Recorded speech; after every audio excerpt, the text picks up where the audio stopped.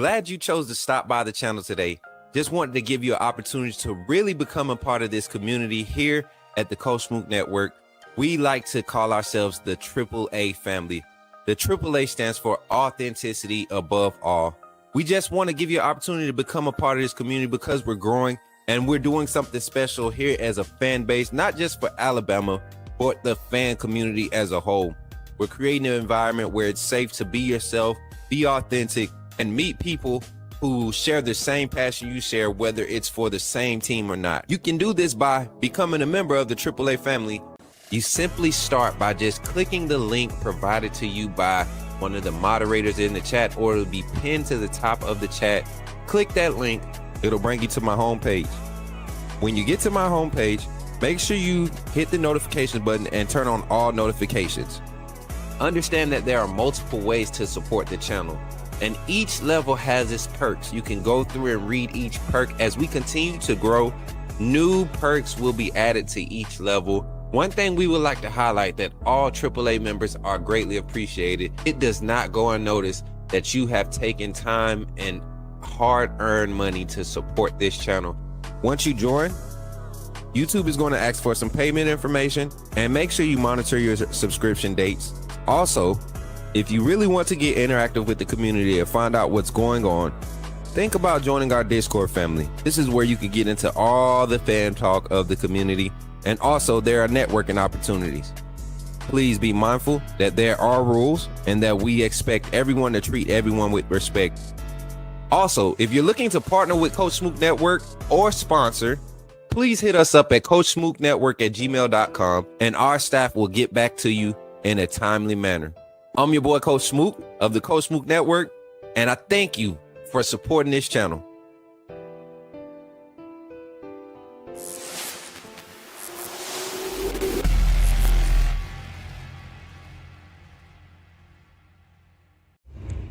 Remember, when you see me in the streets, holler at me. Say, put me in the game, Coach Smook. Put me in the game, Coach Smook. Put me in the game, Coach Smook. Like, share, subscribe. You know we keep it live. Put me in the game, Coach Smook. Put me in the game, Coach Smook. Put me in the game, Coach Smook. Put me in the game, Coach Smook. Put me in the game, Coach Smook.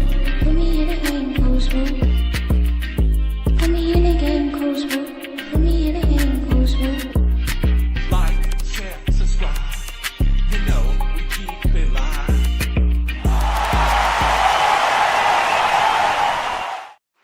Yo, somebody say, put me in the game, Coach Smook. Yes, sir. Yes, sir. Let's go. Appreciate y'all for being here today. Appreciate y'all for being here today, my beautiful people. How y'all feeling today, man? How y'all feeling today? I'm feeling good. I'm feeling good. I'm feeling good. Good to see everybody in the chat early, man. We getting it started early. We talking some college football playoffs this morning, man. It's happening today. The first college football playoff rankings being revealed tonight. I think we're going to do a watch party, but at the same time, I'm not sure, man. I kind of just want to watch it by myself and do my thing. If I look bright-eyed because I got up early, got me a good workout in, we got started early today, so my blood's flowing.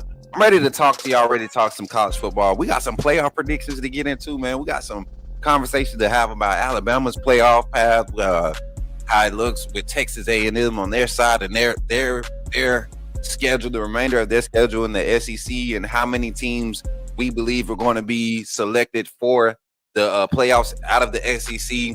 And then to look at the Big Ten and how, last year I think we saw 4 teams from the Big Ten represented. I don't think they get 4 in this year. I think their top 3, their top heavy conference, their top 3 absolutely get in. And then just with the other conferences, the Big 12, the ACC, not really getting a lot of talk about their potential of having multiple teams represent their conference in the college football playoff this year. So we're going to talk about all of that today. The SEC really still a tight race, man. I know Alabama fans feel real confident right now, but we have to finish the job as Alabama Nation. Same with Texas A&M. There's no room for error right now. This weekend's games really is going to matter. We'll take a look back at last weekend's games and the results and how they kind of affect the AP polls and what the first initial playoff picture should look like. And we'll get into all that conversation today. But before we do all of that, man, I want to take a moment to welcome everybody in and say what's up to everybody in the chat, man. First of all, just give yourselves like, I'm telling y'all, man, y'all continue to show up. I'm going to tell y'all something. We hit another milestone yesterday with our subscriber goal. Guys, I'm telling y'all, I can't thank y'all enough for continuing to spread the word about the Coach Smook Network. It really does my heart some real, like, and the goal is we want 10 subscribers a day. We want to try to reach 10 new subscribers a day. And that's, I don't pay nobody to do nothing for my content. All I do is ask people to share it. And there's some people out there that's really going above and beyond to make sure that, that our name, our brand, our community is getting across as many platforms as possible. And if you all could do that, like with an intention, like with an intentful or intentional nature for the next 14 days for your boy, it will help us out so greatly. I mean, it will help us out so greatly. I'm telling y'all right now, we're like on the edge of really just crossing over, and it almost gets me emotional because we've been through so much, man. But I appreciate everyone's support this morning. I don't have no water, so when we go to our first break, I got to get me some water, and because I'm thirsty, man. I've been working out this morning. I got me a good workout in, man. My stomach hurt because I only ate a little bit, but I need to eat some more. But we got a lot going on. We got a lot going on with our conversations today. Thank y'all for pulling up. I see people pulling up on on Twitch. As a matter of fact, my shrimp is over there on Twitch. Shout out to my little sister Shrimp, y'all. Listen, I definitely need to do that, sis. I'm about to see if I can get over there on that dashboard real quick. We did the infomercial to start the show, so we're gonna take a second, y'all. We're gonna get everybody welcome in this morning. What's good, everybody? Hold on, let me turn the music up because y'all be really turning up in the chat. Y'all come in with that energy. I be seeing y'all smiling. Let me put some lip balm on. Hold on, my lips feel on the chat. Good morning. Hold on. I can't do no shout out with no ashy lips, chat. I can't do no shout outs with no ashy lips. Y'all know that. Come on, man. All right, y'all ready? Yes, sir. Here we go. Y'all in the chat. Let's go. Let me see. Where Mary J? Mary J in the chat. Let's go. What's good? Good morning. 205 Gaming Lounge is in the chat, man. That's my brother. Yes, sir. What's up, MJ? What's roll tide, baby? Let's go. What's good, MJ? What's up, Rob Baker? Roll tide. Rolling. Zach, what's good? Good morning, Zach. Roll tide. Let's go. Urban Essence is in the chat. What's up, Roll tide? Y'all, I got some energy this morning. King Family Reacts is in the chat. Hey, hold up. Where your wristband, brother? Somebody get that man a wristband. Let's go, man. King Family Reacts is in the chat, man. He been rocking with us for a minute. Sully, Roll Tide is LSU hate week. We hate them doggone Tigers. Hey, my boy Zach say, put me in the game, Coach Smook. Let's go, man. Appreciate everybody for pulling up in the chat early. Big homie is in the chat, man. Make sure y'all like, share, and subscribe to the channel. Turn your notifications on to the hottest morning show here for the Coach Smook Network. What's up, Jason? I ain't even see you. Look, Mary J. We ain't get Jason. Rico. Oh, snap, y'all. Rico in the building. We got Rico in the building. Yo, hold up, Mary J. You got to go back. We might stop the music. Go back. We got Rico in the building, everybody. Rico, I've been praying for you, man. You know what's crazy? I'm not even gonna lie. I was literally up this morning, and this is how I know God truly answers prayers, and I hope I don't start crying. So Rico has been following the Coach Smook, following me since I was at TDA.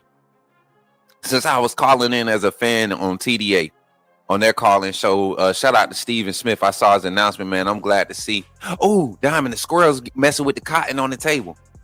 Y'all, my ADHD all over the place. This is a lot going on with the fall weather. The squirrels out here messing with stuff in the yard. It's so cute seeing them work and hoard and do their thing. But Rico, man, it's been crazy because so the other day I looked at the picture from the spring game first Kaylee DeBoer spring game when we met at the statue, and we were meeting everybody that supported Bama football on YouTube. I met Piano Man and everybody else that same day, right? But then the phone call segment, my first phone call segment before I was even like Coach Smook Network, my very first phone call segment when I just did Coach Smook Morning Show. It wasn't even Coach Smook Network. It was Coach Smook and the Coach Smook Morning Show.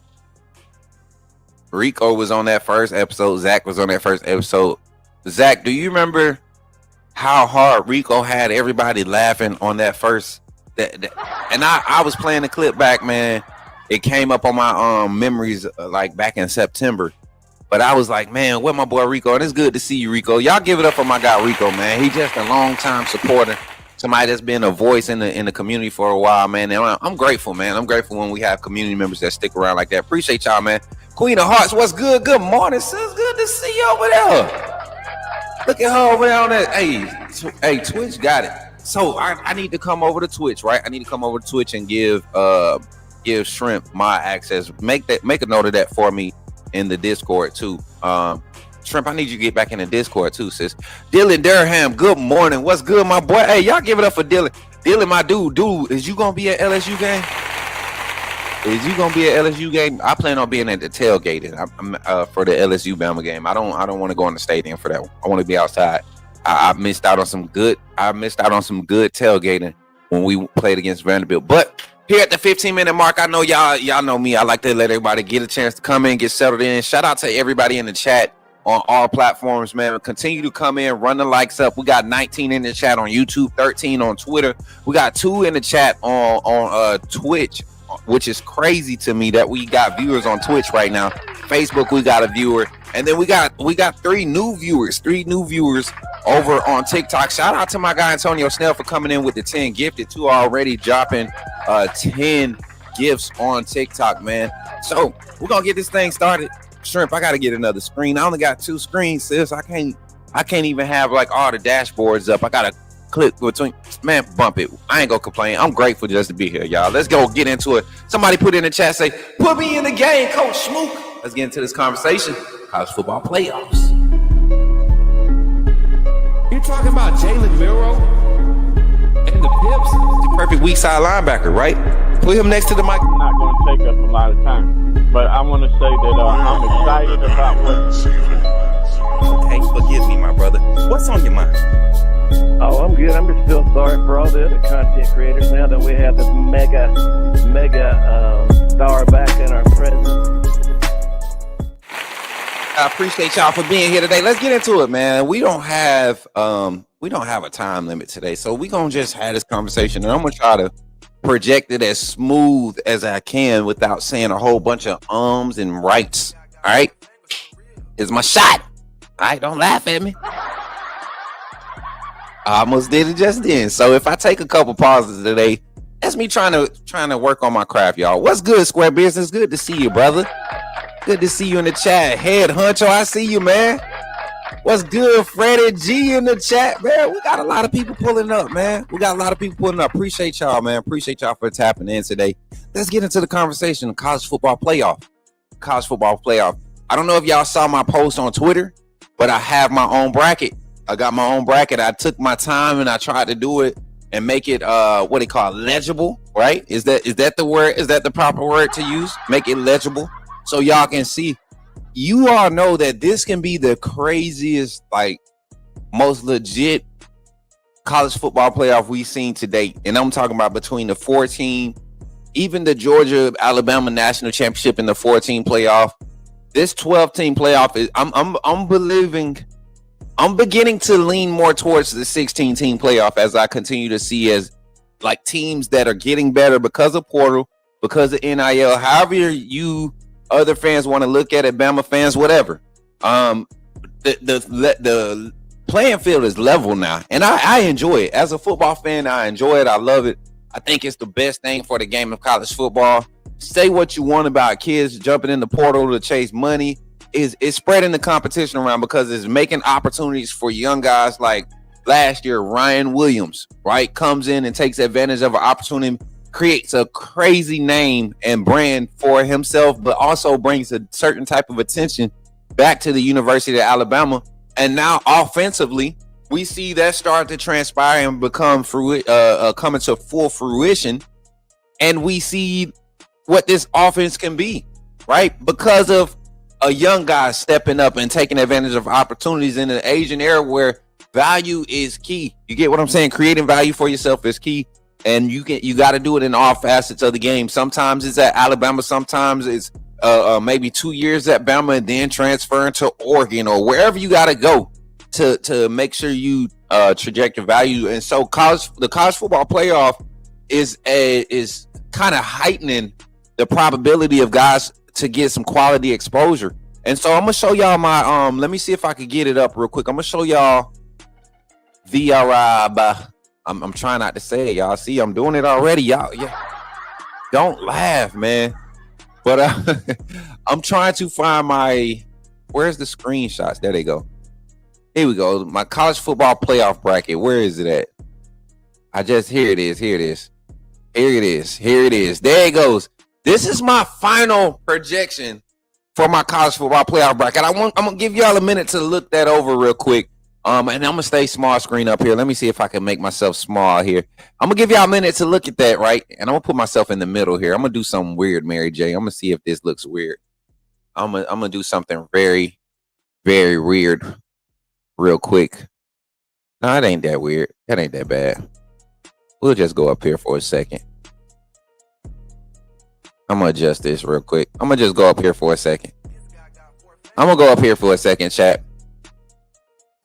And that's my bracket. That's how I feel like the college football playoff is going to play off, the final bracket. And a lot of people are looking at my bracket. What's up, Kyle? Appreciate you for becoming a member on YouTube, my guy. Appreciate you. What's up, Nay? Good to see you on TikTok, sister. Good to see you. We got a lot of people pulling up this morning. I appreciate y'all, man. I appreciate y'all for pulling up. I got you, Mary J. My Dougie Fresh says my only negative with that is that it gives kids power who may not be ready for it or may not have the people around them. I truly think Ryan was too young for the moment to sustain it. I don't think Ryan Williams has fell off. He's going through the normal. See, this is why this is my issue with the college football fan base right now. There's a lot of us that say the kids deserve to get paid, right? And if you don't believe that, then you don't appreciate the value of what they bring to the game, the level of talent and the level of dedication that is taking from a lot of these kids 7 years old, 8 years old up until, till they stop playing in their 30s, right? So for 20 something, most of part of their years, their life, just like some of us military personnel, 20 years dedicated to serving this country. There's young men out there who wake up one day and they say, man, I'm gonna dedicate my life and my livelihood to becoming the best athlete so that I can bring entertainment and joy to people and create a name for myself, right? There's value in that. We cannot discredit that. So at what point we allow kids to go and get jobs at McDonald's at 16, 15 years old now, right? Chick-fil-A, wherever. These young men can't legally, and this isn't nationwide yet, but you got some states that's finally allowing it. But these young men can't legally be paid as amateur athletes in the high school level, middle school level. They can't do it, right? They can't. So when you get to a level where you're legally at an age to be employed, I think that we have crossed over into a safe area of that. Somebody's calling me from Birmingham. Let me see who this is real quick, chat. Hold on. Hello? Yes.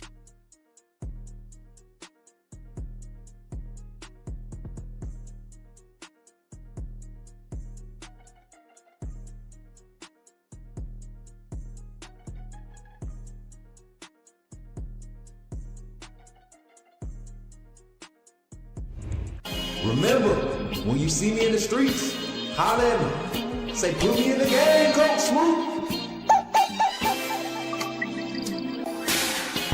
Put me in the game, Coach Smook. Put me in the game, Coach Smook. Like, share, subscribe. You know we keep it live. Put me in the game, Coach Smook. Put me in the game.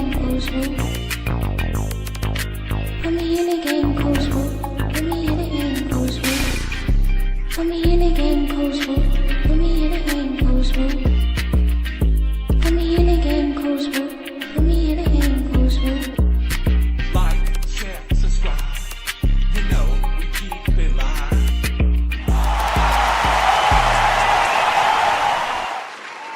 All right, y'all. So y'all know I don't just answer phone calls for no reason. I don't just answer phone calls for no reason.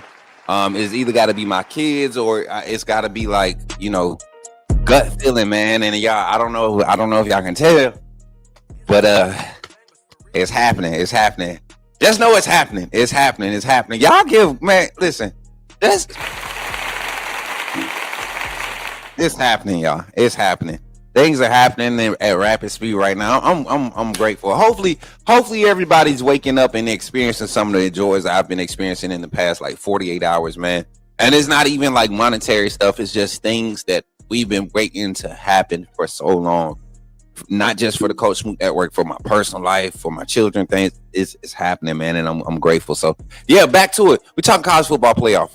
We got a lot to say. But we were talking about, you know, Ryan Williams, guys getting paid NIL. NIL, I think is right now we're seeing where the business side of it we're starting to see the parameters put around it, right? And then on the athlete side of things, you're starting to see players see the importance and the value of sticking it out at organizations. The second portal window, the first year we knew it would be out of control. There were no rules. There was no right or wrong way to do it right there in the portal and NIL. Especially during Saban's retirement, that first portal window, that was probably the messiest it could have been. And there were a lot of analysts and a lot of talking heads around college football that said it had to be shot. You know, you have to shoot your shot. You gotta kind of calibrate to see exactly where things will be. And it was way too wild west like.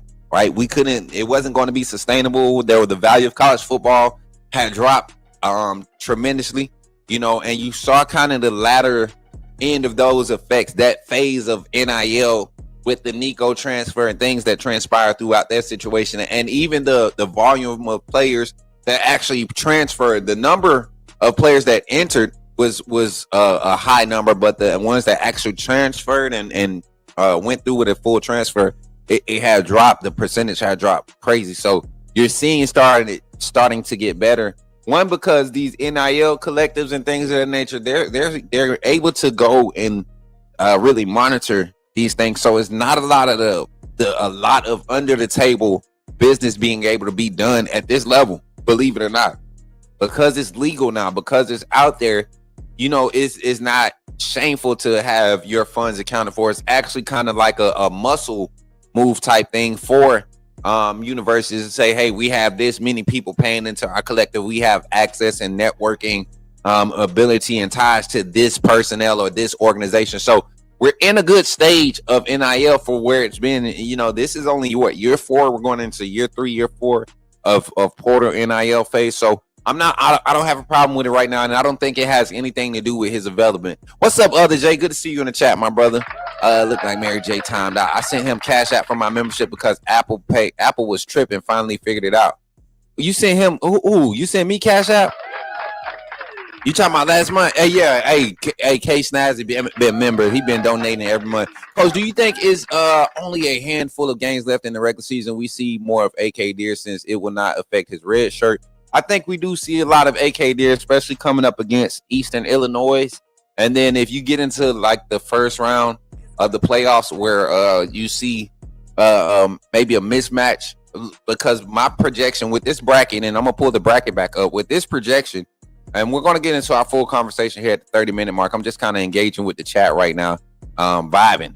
Y'all got a vibe right now, and I really want to catch y'all right now before we lose it. And then so much is just happening, happy stuff happening. But as y'all can see, if this bracket played out, we would possibly see Texas Tech in the matchup after Texas Tech and Vanderbilt play. I think Texas Tech will edge out Vanderbilt. But I think either game, Alabama, the bye week blues kind of affects them first quarter. And then it ends up being like one of those fourth quarter games where we kind of overmatched. Like Vanderbilt, we left points on the board against Vanderbilt, just being honest. We definitely left points on the board. but not at the extent of like we struggled to and miss points. We just didn't put the pressure on them. In the playoff game, I think you see a different style of play calling. We saw Washington and their style of play calling with Kalen DeBoer the last year of the 4-team playoff. We saw their style of play calling, and they were very aggressive in both games. Even against Michigan, they did not dial it down because of them being, physically outmatched. So I think we're going to see a pretty good layout and format coming into the playoffs. And then if Alabama get these matchups, man, you can see guys like A.K. Deere get some burn. This Eastern Illinois game is homecoming, right? Or senior night. I think it's senior night. Eastern Illinois is senior night. So I think those seniors that get pulled early, and a lot of young guys will get an opportunity to kind of create highlight plays and get those older guys hyped up and get them cheering on the sideline for that kind of walk-off passing of the torch type of moment, like we saw last year with Malachi Moore and those guys in their senior night game. So it was. I think this staff will continue that similar tradition if everything aligns with these guys executing and playing ball at the level they need to play to be successful. What up, Coach? Been a minute. I keep missing the lives. Man, you can't keep missing the lives, man. Welcome in today. Welcome in. Good to see you. All I'm saying is with that power money spotlight, you having the extra target pressure on your back that kids before didn't really have. They could play free. Nah. I think it was even worse back then because you had guys, let's say like Mark Ingram, Julio Jones in that era with Nick Saban. Literally their faces, their impact, Rolando McClain, their faces, their energy. These were kind of the fire starter to what happened. Drake Kirkpatrick, all those guys, right? They were the ones that started the whole new Bama image. They were part of that foundational personality or persona of what Alabama became and has become known to be to the modern era of college football, right? So I turned around and I said it in this state. I said, I guarantee you, if there was players with the opportunity to hit transfer portal in the early 2000s, college football would have been so much further ahead, right? The stipulations of the NCAA had college football in such a stronghold that we as a society believed that it was okay for these players to continue to put their lives on the line week in and week out, and they were going to practice, they were going to class, they were dealing with injuries, and then they were going home and eating ramen noodles for dinner, right? Or their meal plan or meal prep at the university, the facilities were closing at a certain time, so if you got a big offensive lineman that's needing to eat that extra meal at 10, 11 o'clock at night, he don't really got it because he's not getting anything extra. He doesn't have the time and space to work another job. And if I'm a collegiate, I'm a student athlete, preparing myself and giving myself, training myself and playing and giving myself an opportunity to be a professional athlete, everybody else gets intern jobs and all these other opportunities to go and intern and get their residency and all of these other things while they're still getting their degree. Why me as a professional athlete can't practice as a professional, as a soon-to-be professional athlete? Why can't I begin to practice phases of that at the collegiate level and receive the same type of benefits and more than validation from my film and what gets passed on to the league for evaluators to say? I want to be able to benefit now because I may not get the percentage and the chances of me making it to that level is 2%. So I expect myself to be able to cash in on some of that value right now. I shouldn't have to go and travel overseas to play for in another country. I should be able to set myself up so that just in case the second part of that student athlete, the first part of it, I want to be able to use benefits of being a student also. So I like where it's at. And I think if you would have gave a lot of players in the early 2000s in this previous college football era the opportunity to take advantage of that elsewhere, they would have. Cam Newton is a prime example and didn't have to lose a year of eligibility. There's a lot behind that. So that's kind of off topic of what the conversation was, but you bring some good conversations to the chat, Dougie Fresh. Some good thoughts. What up, Coach? Been a minute. I keep missing it. Yeah, we said that, Alex. What's up, Tink Roll, Ty Roll? What's good, Tink? Man, good. What's good, man? He said, what's good, fan Roll? The Roll, MF Ty, Smook really think future at QB is super nice. Of course, Russell next few years, but really like the Seaboard kid after him. 100 futures definitely bright. Yeah, we kind of not talking recruiting, but appreciate the comment, my guy. Tink. What's up, Big? Hey, my boy, Big Fish. What's up, G? How's it going? Hey, what's good, man? How you good? How you doing? How you doing today? You know, but conversation, man. Let's talk playoffs. Let's talk about the path to the playoff. I don't have Mary J in the back, so I'm gonna have to do banners too, y'all. The thing is, man, we got some stuff brewing up, and this can change every week. This is my final prediction right now. I don't want to change it. I'm putting this on record. This is what I'm going with. I feel like I've looked at all the schedules and I've watched some of these teams play. Some of these teams that make it in the playoffs, like Vanderbilt, just suffered a loss. But if y'all really look at it, Vanderbilt can be a 2-loss SEC team. That will put them. You're only going to have the only team that can finish undefeated is A&M. I don't have them finishing undefeated. I think they maybe dropped that one against Texas. Texas looks like they turned it on. They look like they're ready to start priming in the right direction. I knew it was going to be a matter of time. And even Texas with their 3 losses, they're positive. I think they lose at Georgia, right? But if Texas has 3 losses, they can make a case, make an argument if they beat A&M at the end of the season and they're a 3-loss team. Their losses would be to Ohio State, and then their second loss to who was that? Florida was a bad one. You know, Alabama has our bad one. That's why we can't lose anymore. You don't want to put yourself in that predicament. Florida is your bad one, but it technically is not a bad one because Florida preseason was getting a lot of postseason hype. I was a Florida believer at the beginning of the season. So I'm going to type this banner up real quick. College football playoff paths.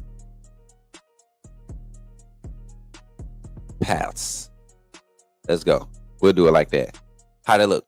CFP paths. All right, let's talk about some of these teams on the verge. First, let's look at the top 25 polls for the AP. Let's look at the AP top 25. And I'm on AP News here. If y'all want that link, we could provide it for y'all in the chat. This is the official AP site, AP poll site. And we just reference this week in and week out, either this or ESPN. And that's where we get our AP poll accuracies and everything, our information from. Let me fix this doggone layout here. Why I look like this? I don't know why I look like. Okay, there we go. We fixed now. All right, so this is not the one. And then I need you right here, Mary J. I miss you. All right, so right here, AP poll. Let me zoom in for y'all. Number 1 through 4, Ohio State, Indiana, Texas A&M at 3, Alabama at 4. A&M going to 3 is kind of weird for me. I think A&M should have been able to remain above Indiana. Strength of schedule should matter in these rankings at this point. The metrics just don't align for me when it comes to Indiana and who they've beaten. Same with Ohio State. They do have the SEC head-to-head with Texas still being a contender in the SEC and still being on A&M schedule. I see the probability of those variables weighing in Ohio State's favor, but I'm not in favor of Indiana being above anybody else right now until they play Ohio State and beat Ohio State. But Indiana doesn't have an easy finish. We're going to talk about that schedule here in a minute.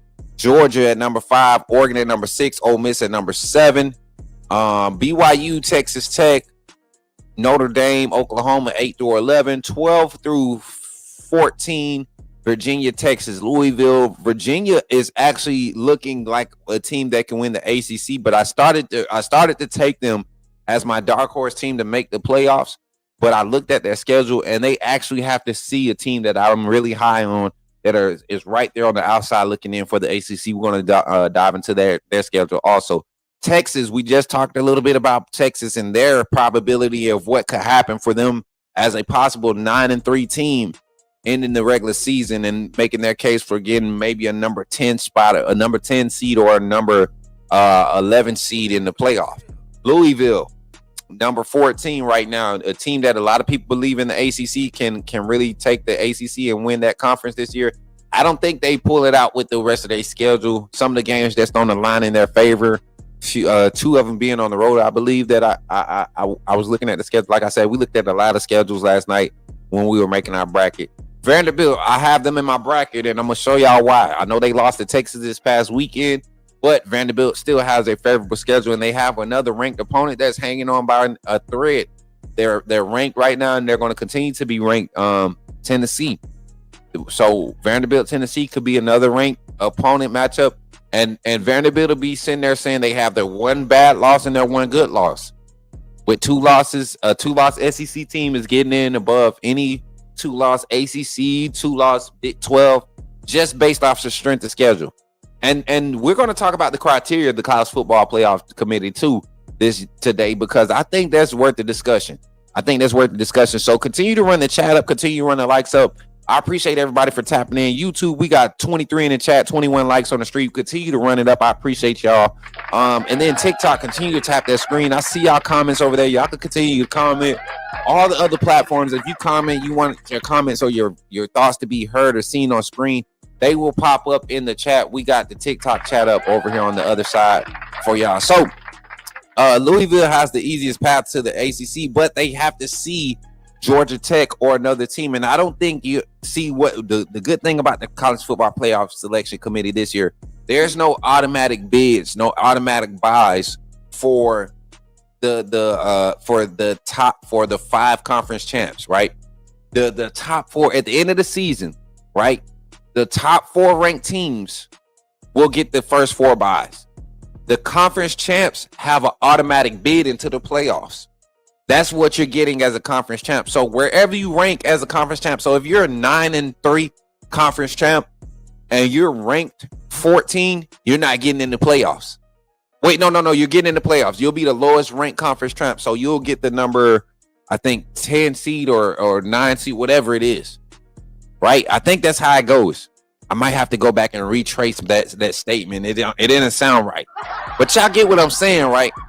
We won't have a Clemson situation where they'll, win their conference at 9-3 and they get a first round bye. No, your top 4 seeded teams after conference championship week, your top 4 teams in the College Football Playoff Committee, regardless of conference championship or not, will be ranked in such order based off record and strength of schedule, however they match that up.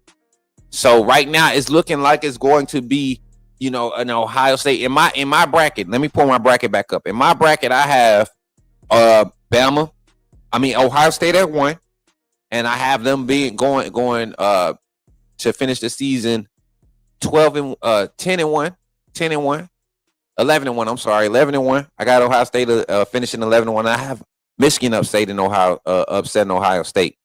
We're going to talk about their schedule too. Indiana, I have them losing in their Big 12, Big 10 championship to Ohio State. And then I think I have Indiana losing again too. I think I have Indiana losing this weekend coming up. I think I do. Because they play Penn State. I think I have Indiana losing to Penn State this weekend. I'm going to have to double check my picks this weekend, but I think I have Indiana losing to Penn State. And then I got A&M losing to Missouri this weekend. Y'all think I'm crazy for saying this, but I think Missouri comes out at home and plays a solid game against A&M.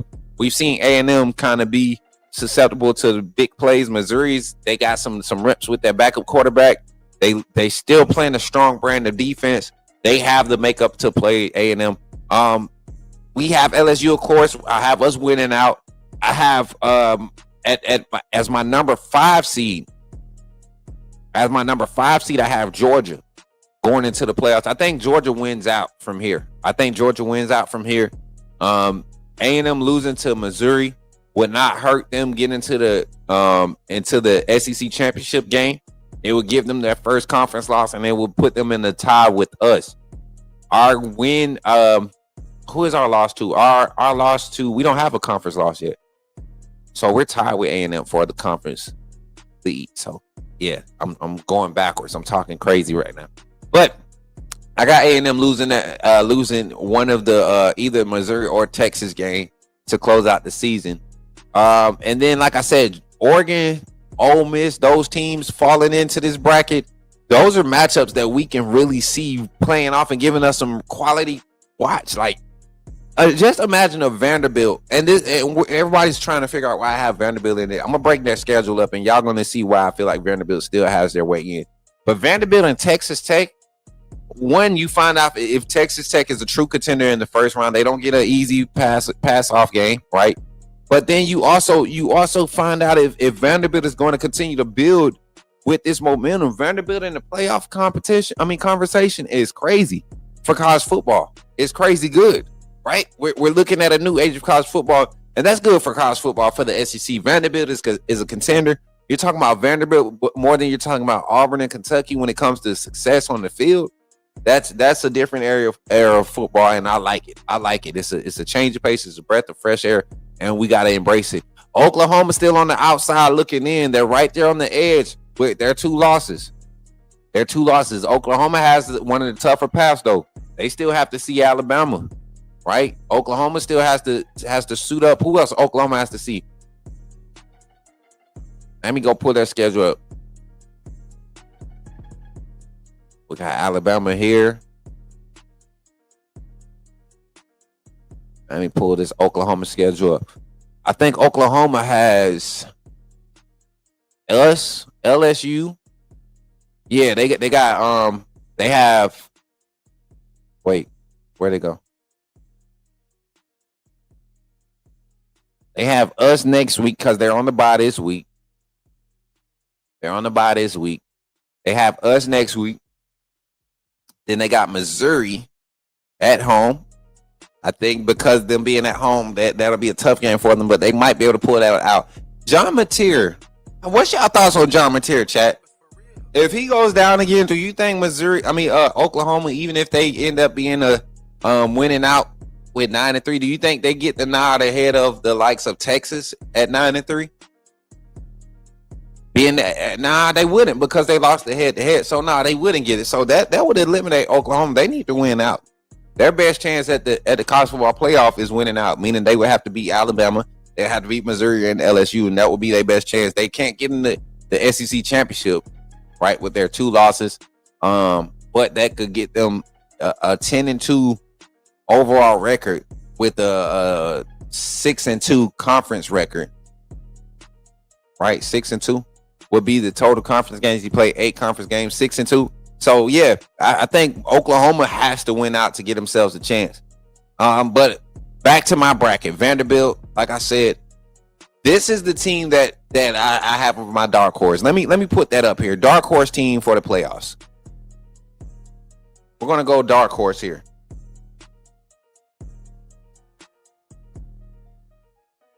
Dark horse playoff team. I'm gonna go to my Vanderbilt squad, and I'm gonna give y'all my top reasons why. I'm gonna go to their schedule and I'm gonna share the screen because people they're not believing it yet. They're still running this old school mindset narrative when it comes to Vanderbilt, and this is a quality team. I know they lost to Texas, but I told you all Texas would be a team that find out sometime in the season, and once they figured it out, they would be hard to keep out of games.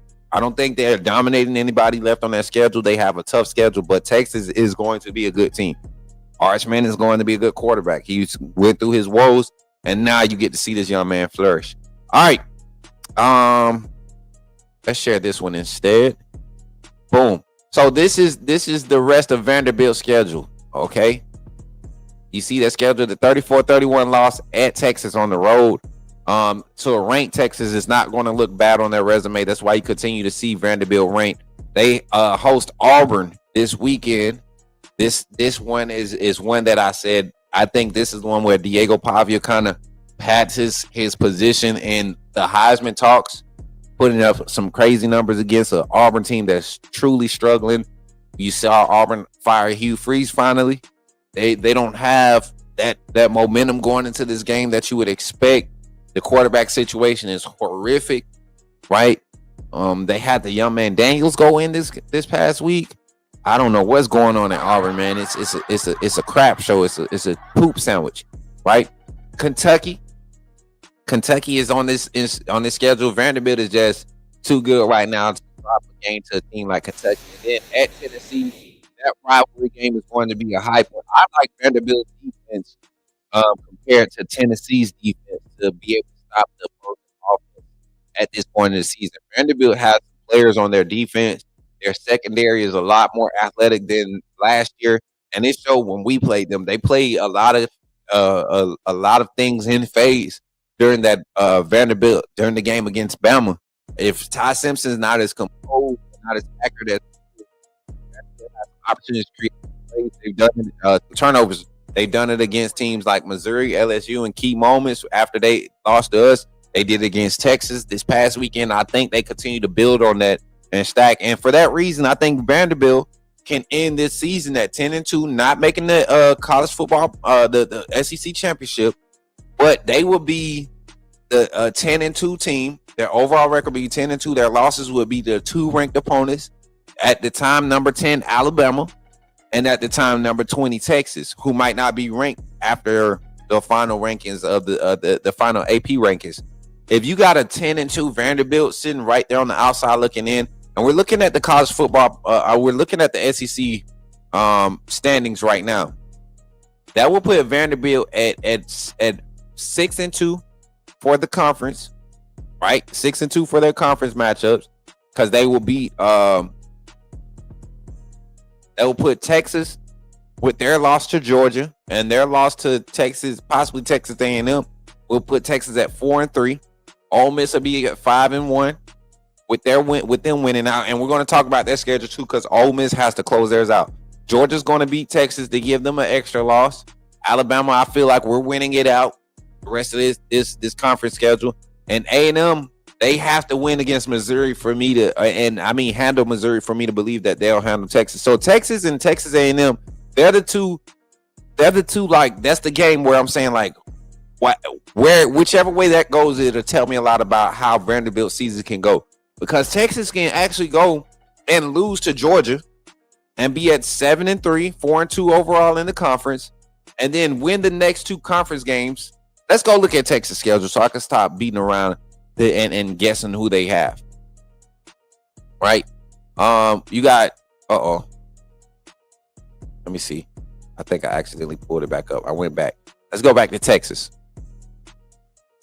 And we just breaking down our bracket. We giving our thoughts and looking at the possibilities, because the SEC is still wide open. The SEC is still wide open.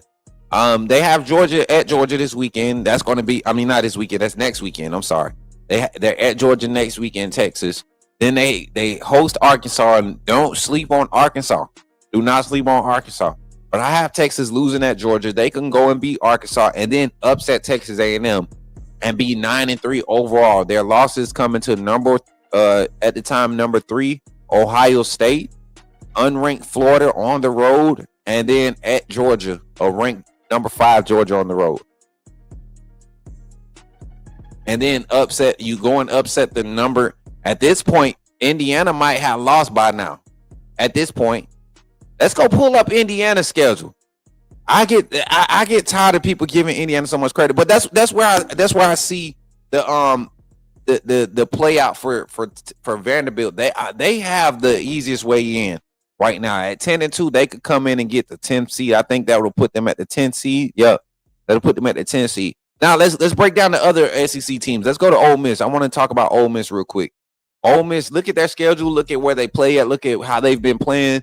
A defensive brand that's not going to sustain if they don't clean up their tackling and their back end coverage. But they have a couple teams that they get to do that against. And here it goes right here. Let me go back to this.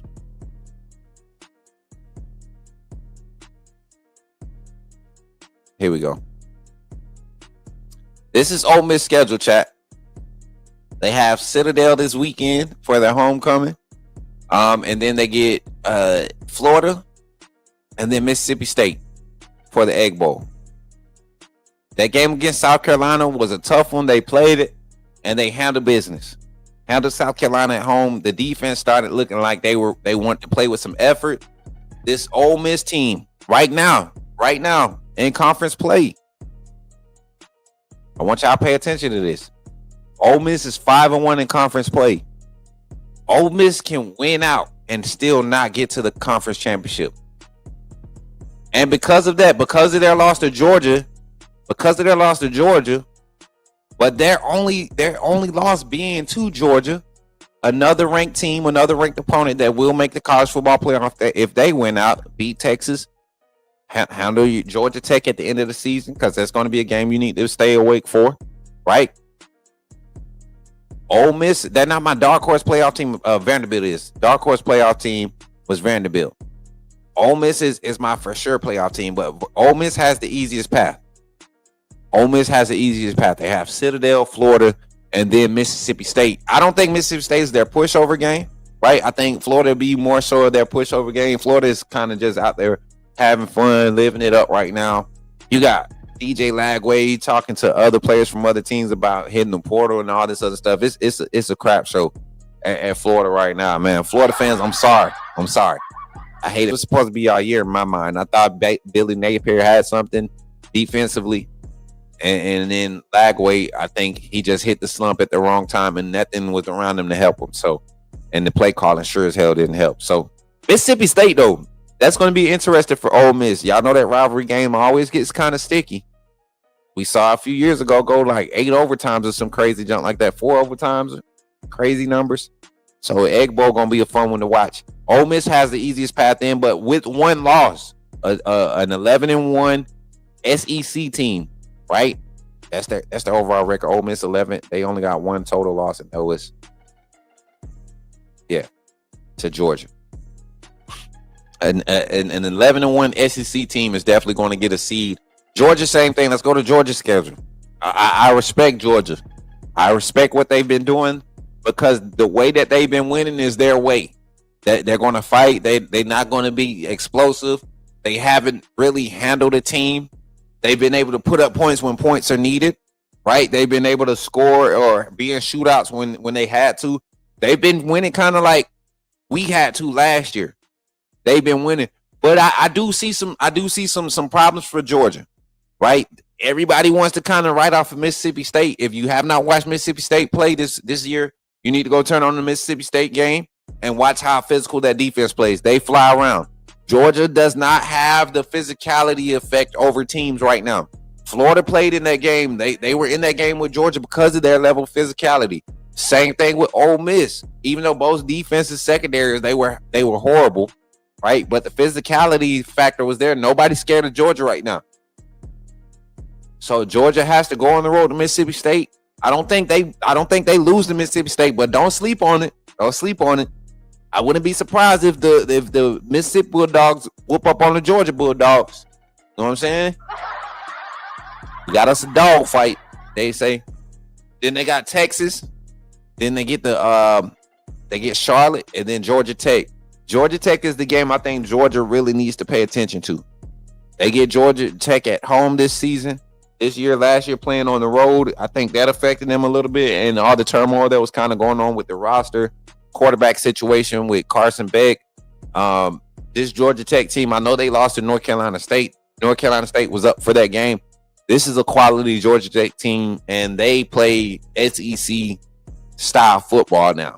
It's crazy to see Georgia Tech be physical and handle teams in the trenches the way that they have. Georgia has not been the most dominant. They've started to kind of turn over a new leaf when it comes to production in the trenches, especially on the offensive line. Offensive line has played a lot better the last 2 games, but they are going to have to bring their A game for the next, 3 out of 4 weeks. They're going to have to bring their A game if they want to be in, right? That's Georgia. And I have them winning out. I have them beating Mississippi State right now. I have them beating Texas, and I have them beating Georgia Tech. All right. And we're just going over my bracket. We're going over my bracket and how everybody kind of plays into this. So we talked about the number 5 seed. We talked about Ole Miss at number 8. Let's look outside the SEC now. We've kind of explained how the SEC plays their way into the playoffs. Let's look outside the SEC. Let's go to the Big 12. The Big 12 got a lot of love last year. I didn't respect it. I didn't like how Arizona State got in the way they got in last year. Even with who was their other team that was in the playoffs? Was it Iowa State? Who was it from the Big 12 that represented the Big 12 last year, chat? That's how bad it was. And it to me, it's that spread out again this year. I look at teams like Utah who have, to me, the best brand of ball. They get caught slipping week in and week out. And I just don't understand it. And that's how the whole conference is. But if you look at the overall record and the strength of these schedules, man, not enough to really buy into the Big 12 having more than one team represent. You got teams like BYU. We got BYU scheduled up right now. BYU, their best win on their schedule is against 23 ranked Utah at the time. 24-21 at home. That's their best win. They have Texas Tech this weekend, so this is their only chance to really prove that they're top 12 contender worthy. And without a conference championship, this is the opportunity for this conference. If Texas Tech loses, they're out of the playoff picture. BYU gets that spot.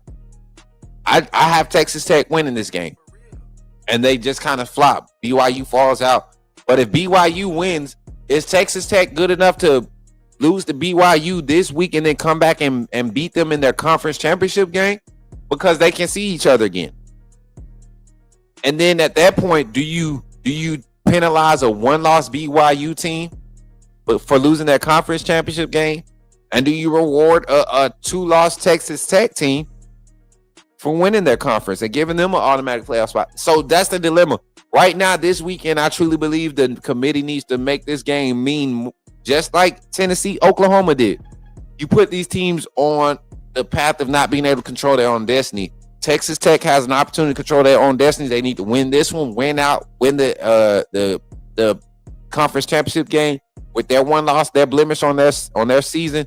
They have an opportunity to do that. Let's go look at Texas Tech's schedule while we're here. 81 overall, 5-1 in conference. Their loss, man, was a surprise to me because I didn't expect I didn't expect Arizona State to play the brand of ball that they played against Texas Tech. Let me just put it like that. Arizona State came out and played Texas Tech very physical, slowed the game down, make them really look human for the first time this season. You see this Texas Tech team averaging about 40 points a game. You know, their lowest score game was against Arizona State, but they're averaging right at 40 points a game. This team is for real. They spent their money well in the portal. They hosting BYU. I think BYU gets exposed badly this weekend.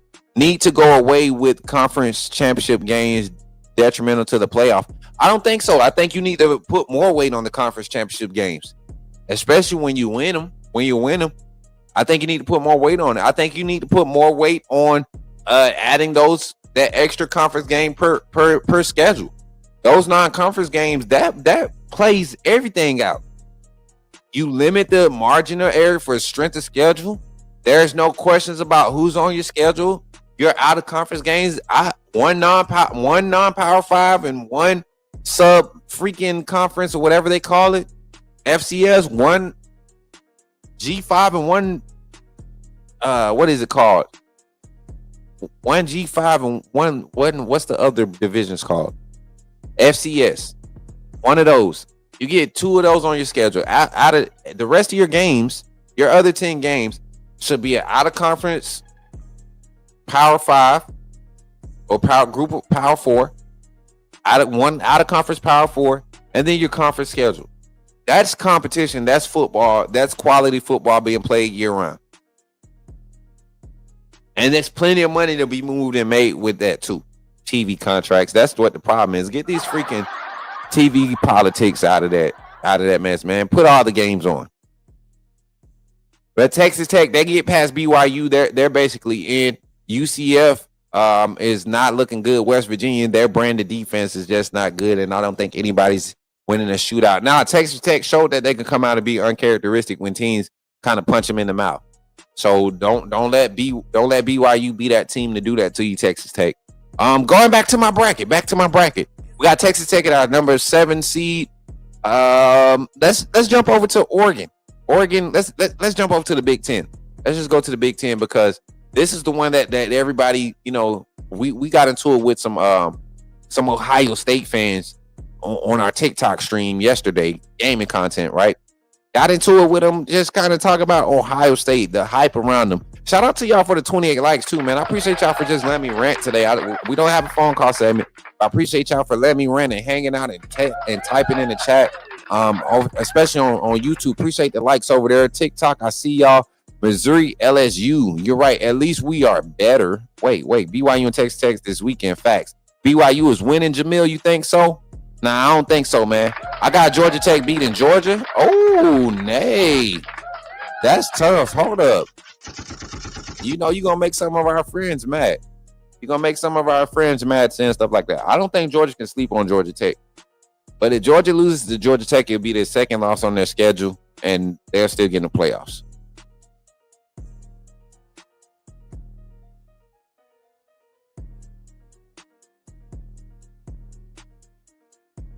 Okay, I knew I wasn't tripping. I heard the dogs howling outside. There's some dogs next door.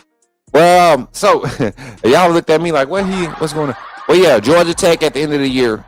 Georgia, you can't sleep on them. And, you know, if we would have said this last year, Georgia fans would have been laughing. But now they take it serious. And I respect Georgia fans right now. They done got a little quiet. I ain't hearing as much barking right now. So we're in a good spot. Let's look at the rest of our bracket. Let's talk about the Big 12. The Big 10. The Big 10, we just got done talking about the Big 12. I only think one team deserves a spot from the Big 12 in that conference. Texas Tech, if they win out, they deserve it. No other team deserves it. Strength of schedule has to matter this year. We saw last year play out. We're already guaranteeing a spot for the highest ranked group of 5 and your highest ranked independent. We know Notre Dame is going to possibly be that highest ranked independent if they don't drop the bar with their 2 good losses for the season, right? 2 good losses on the season. You don't have to win those good games. Just play them. Just play them as an independent, and you don't have to win a conference. Just win the rest of your JV games and then show up for the playoffs and get blown out in the playoffs. Or be fresh enough to sustain against teams that has been playing in some quality competition all season. I don't like Notre Dame's path. I think they need to be held accountable. Put them in the ACC or don't consider them for the college football playoff, right? At least Sun Belt somewhere. You're a prestigious program. Get in the conference. Get in the conference. Make it right. Do what you got to do. All right. But let's look at the Big 10 right now. You have Ohio State. They're my number 2. They're my number 1 seed until proven otherwise.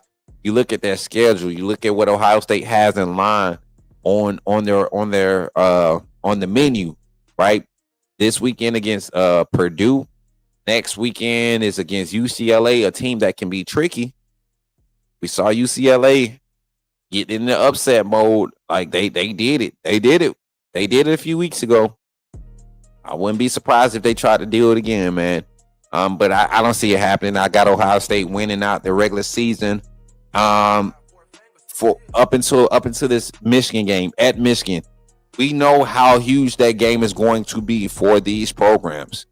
Michigan has no chance to get in the playoffs. But if Michigan can end their season by giving Ohio State the only blemish on their regular season record, this is the Michigan team to do it. They can run the ball great. Justice Haynes is having a great year. Can't hate. The young man is getting 20-plus carries a game. When he's healthy, he's explosive. They have a stable of running backs, a group of guys. The quarterback room is not as explosive as it was last year or as effective, but they're able to kind of play off of that, they're playing around it because of the quality protection up front with their offensive line. And then I also look at their defense, man. The names aren't there this year, but they play good team defense. Ohio State is as explosive as they are. Penn State showed us a few things, and I don't think Penn State is the caliber of a team as Michigan is right now. On the road, we know the weather's going to be crazy. I can't wait for that game. I usually don't get up for Ohio State, Michigan, but this year it looks like it's going to be one of those that we could really look at and watch and enjoy. Ohio State, I'm not taking anything from Ohio State. I just don't think they've truly been tested. But this is their schedule. This is the first game I truly believe they will be matched up with a team that understands. Since week 1, I think week 1 game against Texas, they didn't go deep into the bag. They didn't feel pressure too, and they had to win a tough game against an unknown opponent. They really played the brands, and that's what the talent gap was. There's no separation in talent gap there, and they haven't seen that type of competition since then. Michigan to be the first team to do it. Haynes got hurt Saturday, coach. Is he going to be back? He should be back for Michigan, right? Or is he out for the season? What do we look at? Let's look at the storylines around Michigan. Is he out for the rest of the season? Let's see what his status is.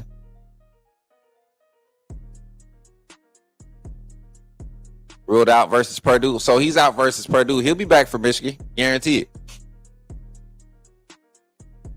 No big deal. And he almost got a 1K season. I told y'all, man, he's averaging like 20-something carries a game. 20-something carries a game. All right. That's Ohio State. We back to our bracket. Like I said, we breaking down the bracket. I hope I ain't boring y'all today, man. Hopefully I ain't boring y'all today. Shout out to my guy Caden. He said, Coach Smook, roll Buckeyes, roll, man. What's up, Caden? Good to see you, man. We ain't heard you on the call-in show the last few. What up, Coach? Roll Tide, bro. Roll Tide, Melvin. Good to see everybody in the chat. Good to see y'all in the chat. Continue. Yeah, he just out against Purdue. If Michigan wins out, they would go to the Big Ten championship game. They would own the head-to-head. Oh, you're right. You're absolutely right. Let me see. They would own the head-to-head against who, though? They will own the head-to-head against who? Oh, I'm on the wrong schedule. Let me pull up that schedule. I'm tripping. I'm looking like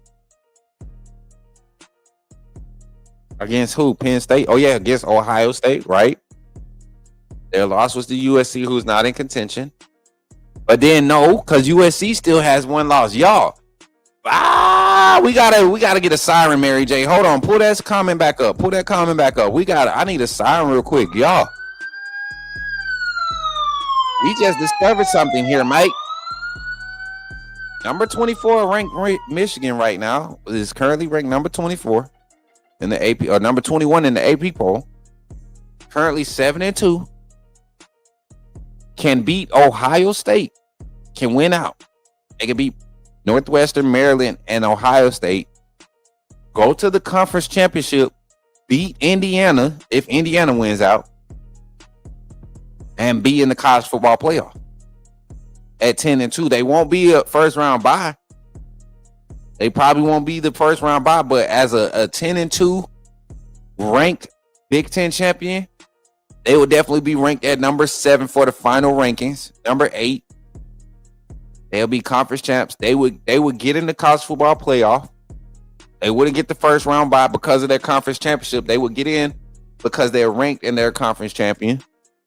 They will be seeded accordingly. Plot twist. Hey, good find there. Dylan. Michigan's still in it. I might have to go redo my bracket because I think Michigan can beat Ohio State. But do they?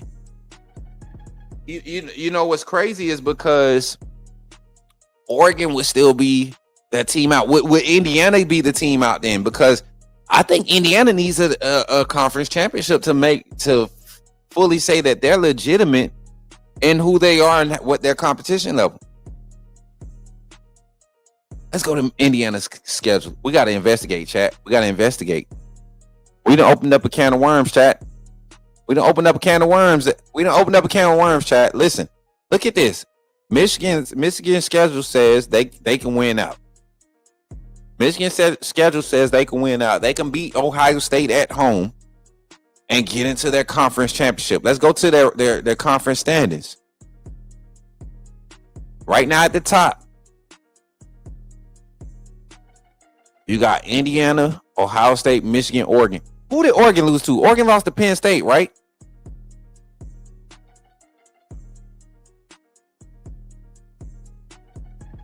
Oregon lost to Penn State, right? Who did they lose to? Indiana. They lost to Indiana. So Oregon doesn't get in over Indiana. And Oregon, they wouldn't be able to get in over Michigan because they don't have the head-to-head of Michigan. They haven't played Michigan. Y'all, Michigan can beat Ohio State and get in. So how does that play off as far as us having 11-1 Oregon, not in their conference championship? They would definitely be a number 7, number 8 seed, 6 through 8. They will be in that range. final rankings, Ohio State with their one loss would be in that 6 through 8, 5 through that. Ohio State would drop to number 5 if they lost to Michigan and didn't play for the conference championship. 11-1 Ohio State would go to number 5 automatically. A team like Georgia would be moved up to number 4, and a one loss A&M from the conference championship game or 2 loss A&M will be dropped out of the top 8. Man, this could get crazy, y'all. This is why we got to continue to do this series and continue to talk. Let's talk about it, man. I want to open the phone lines. Let me open the phone lines. Let's talk about the college football playoff. It's too much for me to think about by myself. I thought I had it. Mary J, you see what happened? I have my notes. I brought a bracket out, chat. I brought a freaking bracket. Listen, I made this bracket. Listen, chat. Y'all think I'm playing. I made a thumbnail, chat. I thought I had it. Chat. Y'all want to see my thumbnail? Y'all think I'm lying. I thought I had it. Let me find this thumbnail. Hold on. Let me put this thumbnail up because y'all think I'm capping. I thought I had it, chat. I literally thought I had it figured out. I thought I did my homework. I thought I figured it out. And little did I know, Smook ain't did crap. Smook ain't did nothing. Thanks, Josh Pate. Thanks, Crane and Company. Thanks, guys. Thanks, Greg McElroy and AJ McCarron, you guys on your podcast for you guys. I love watching all the different podcasts after my show because I kind of try to see where my information or my thoughts land, right? And I heard some things said last week about Michigan and their playoff possibilities, and I kept saying Michigan has the opportunity to be Ohio State and mess up their dreams, but they really could. Like, Ohio State has the opportunity to do something, man. But I think Josh Pate was talking about it the other day too, man. I was kind of listening in on the show, but man, that's crazy how it's playing out. And then you got to think USC could end this season 10-2 right now. USC could end the season 10-2. Looking at their schedule, their losses being to Notre Dame, Illinois, they beat Michigan. USC still has to play Oregon, so that could be an elimination game for Oregon. That could be an elimination game for USC. Man, we have a lot of matchups, chat. Big Ten actually might play out to be a little competitive. I know the numbers and the media perception, our perception from the outside looking in, doesn't look at Ohio State's schedule. We try to figure out how those teams avoided these matchups, right? But at the same time, within that conference, the 3 through 6 in that conference, those are some good matchups. This could be good. So Oregon needs to win out to just keep themselves in playoff contention. Michigan wins out. They're playing for their conference with 2 losses. They need to win out to get into the playoffs. Honestly, Michigan, they need to win the conference. I don't think a 3-loss Michigan team gets in. And the way that their schedule is looking, the Ohio State game is the one that is the only one up in the air for them. I think they handle Northwestern. I think they handle Maryland. Both of those teams on the road. Ohio State at home is going to be a relief. And I think oh man, I feel like I'm feeling it now that I'm looking at their schedule. I think Michigan probably woke up and looked at their schedule after that last loss, after that USC upset. I think Michigan woke up and looked at their schedule and they saw it. They was like, oh man, we still got a chance. And that's why you been seeing that brand of ball, that physical brand of ball from them. Man, this team is playing inspired. Yeah, we're going to pay attention to Michigan. Big twist in the Big Ten. Facts. Big twist in the Big Ten. Good title there, Mary J. Y'all give it up for Mary J. She been getting real spicy. I don't know. Hey, Caden, your Buckeyes might be in trouble. Dallas Cowboys trash, 100%. Thank you. I don't know, man. I think you're high as a kite. Michigan ain't beating OU. OU? You mean? I think you're high as a kite because Michigan ain't. They played OU already, and they played a fresh OU at the beginning of the season, and lost that game at Norman with a freshman quarterback. with a freshman quarterback. That's his first real game against Oklahoma at Norman against Brett Venables, and they lost that game by 11. You got to stop, man. He's grown so much since then. The Michigan offense is a lot more efficient than they were going into that OU game. But Michigan has a chance to at home against Ohio State. I think they pull it off. I'm leaning towards it now, J Penny. You gonna make me lean towards it. If Michigan wins out, beats Ohio State, and loses to Indiana, Oregon. Wait, if Michigan wins out, beats Ohio State, and loses to Indiana, Oregon gets in at 11-1. Vandy is out. You think so? Let me pull up my bracket. Again. Let's look at it. So, if what you're saying, Michigan wins out, that means Michigan would beat. And I'm looking at that schedule now. Is this the Michigan schedule? Yeah, here it is. Go back to Michigan. I like having this conversation. We ain't been able to have one of these long show conversations like this in a minute. It hasn't been much to talk about. Oh, we're breaking down Alabama at 11:32, y'all. The matchups. We're getting in our matchups. Getting in our matchups at 11:30. Y'all tap in at 11:30. As a matter of fact, we had the hour and 20-minute mark. Can we take a quick break? We're going to get back. We're going to dive more into this conversation. And we're going to look at some adjustments that the possible playoffs, some possible paths of the college football playoff. All right? Y'all want to do that real quick? Give me a hot second. Hey, and if you're not a member of the AAA family, you're tripping. If you're not a member of the AAA family, you're really tripping. You're missing out. We got members on the content being posted today. The members, the actual breakdown, I think that's going to be the members on the content that we break down, because we'll have the access to the media teleconference Wednesday, members only, the live teleconference access to the midweek teleconference where Coach Kalen DeBoer will be speaking and giving his thoughts and his insight on what's happening with the Crimson Tide going into LSU week, the final preparations, high status of injuries and all of that. You'll hear directly from Coach Kalen DeBoer if you tap in here on the Coach Smook Network with your wristband. How do you do that? I can show you here on the Coach Smook Network. This is how you do it. Check it out. Glad you chose to stop by the channel today. Just wanted to give you an opportunity to really become a part of this community here at the Coach Smook Network. We like to call ourselves the AAA family. The AAA stands for authenticity above all. We just want to give you an opportunity to become a part of this community because we're growing and we're doing something special here as a fan base, not just for Alabama, but the fan community as a whole.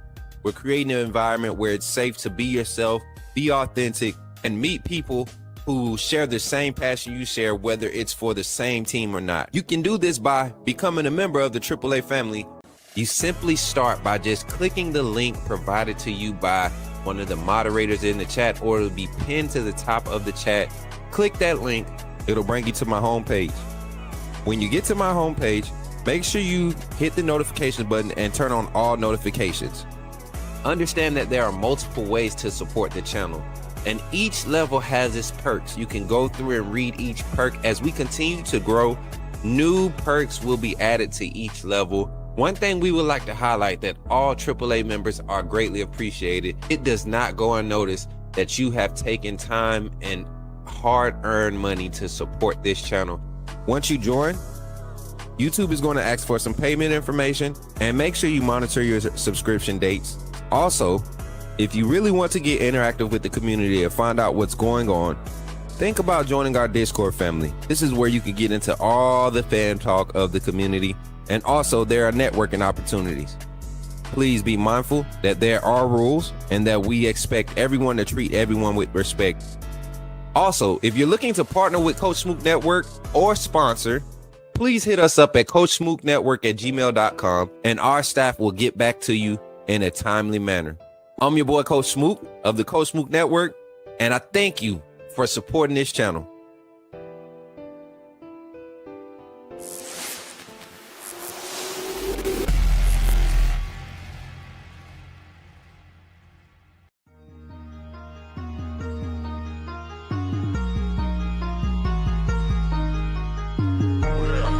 Better go subscribe. You do roll with the tide. I'm down in the gun with Coach Smook. Through the game, roll tide, roll tide. Better go subscribe. TikTok.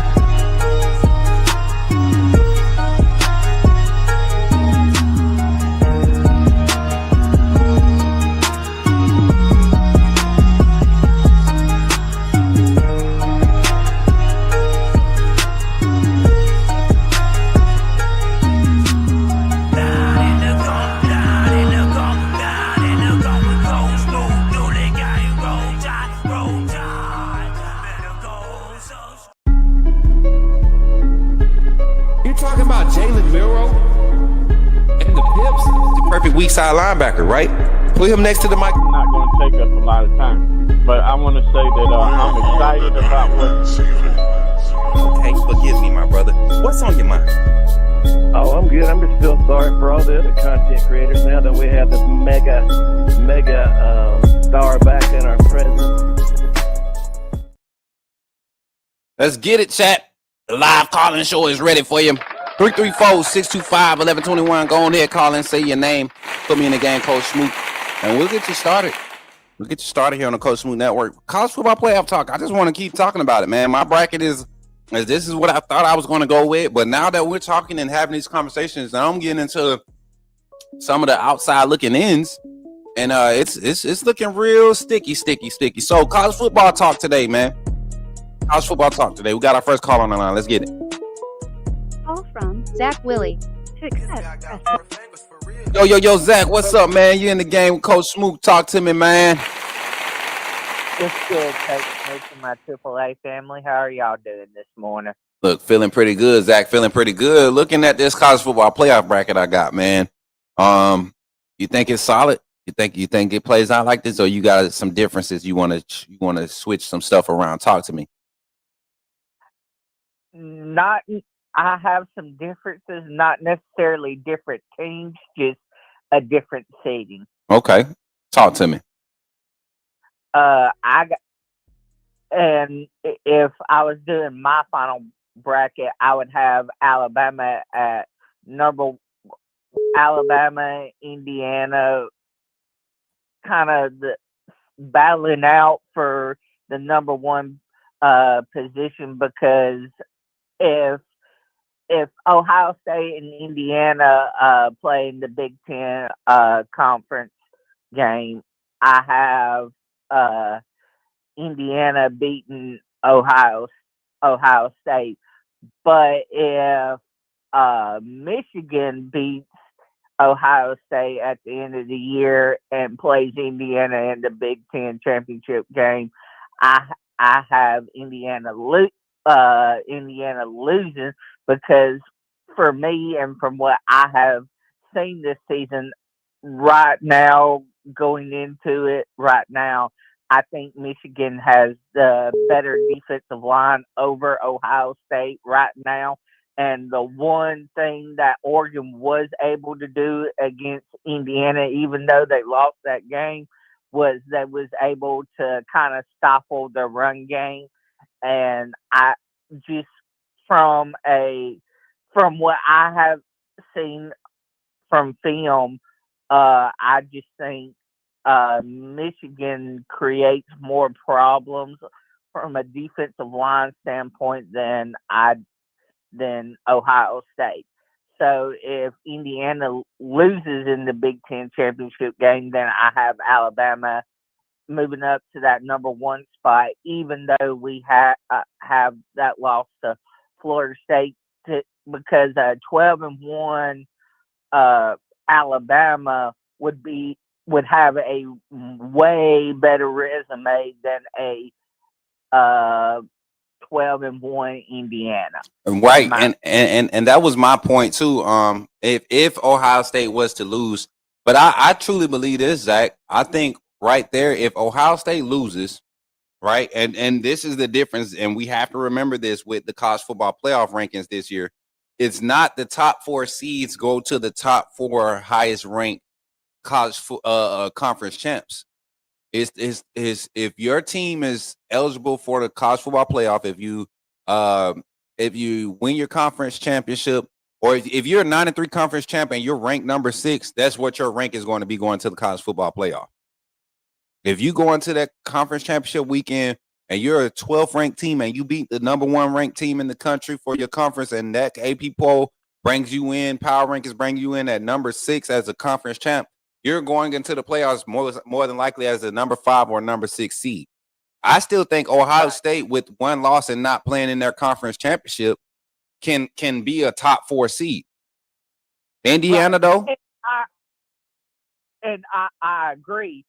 But what I was saying is they wouldn't be the number 1 seed. This is where I think it might happen, Zach. This is where I think it might happen, because You won't give Indiana the number 1 seed, and you won't give Michigan the number 1 seed for beating Ohio State, right? Because I don't have Indiana beating Michigan if they match up in the conference championship, and I honestly don't see. And I know I said I have Michigan upsetting Ohio State, but if Ohio State beats Michigan, I don't have Indiana making them play even showing up for that Ohio State game. There's a mental thing with Ohio State and Indiana right now. Indiana will show up and play against Michigan before they show up against Ohio State. That's just how I've seen it play out. But when I look at the matchup, you might have a case where, like you said, Alabama will be the team that ends up being one loss. Their only loss being week 1. They haven't looked back since then. Highest ranked, most ranked. But will we get slighted? Will we get slighted like we did last year? Will they try to find a way to make the Big Ten schedule and the way that their end of the season gauntlet plays out, which neither one of these teams, Ohio State nor Indiana, is truly affected by their schedule and how it plays out. Ohio State, Michigan is their last obstacle, and that's on their schedule each year. So we're in a time right now where strength of schedule has to matter, like seeding. And honestly, if I'm a Bama fan, I'm looking at this bracket right now, Zach. I don't want the number 1 seed. Right. I don't want the number 1 seed. And I agree with you. I'm just saying I'm looking at it from the committee standpoint. You know, you're right. You're right. And the committee has shown favoritism and been very lenient, especially the past 2 years, 3 years, towards the Big Ten and the Big 12. Let's be honest. Penn State, right? TCU. Who else? Arizona State last year. SMU ACC, but they have been at any opportunity that they have to slight the SEC or Bama in particular, they will do it. Right. And I agree to that standpoint. And I also agree with you. I don't want the number 1 seed, but I was trying to look at it from a committee standpoint and from a strength of schedule standpoint and all that. But and then with that second loss, the only team I disagree with you on your bracket is Vandy because of their second loss. I don't think they're gonna. I think if Vandy was Alabama or Georgia or even Texas, and I think they would give them a better chance than Vandy. Kind of like going back to slotting the SEC. I just don't think Vandy, with the way their strength of schedule is going to play out, I don't think they have enough balance to get them into a spot.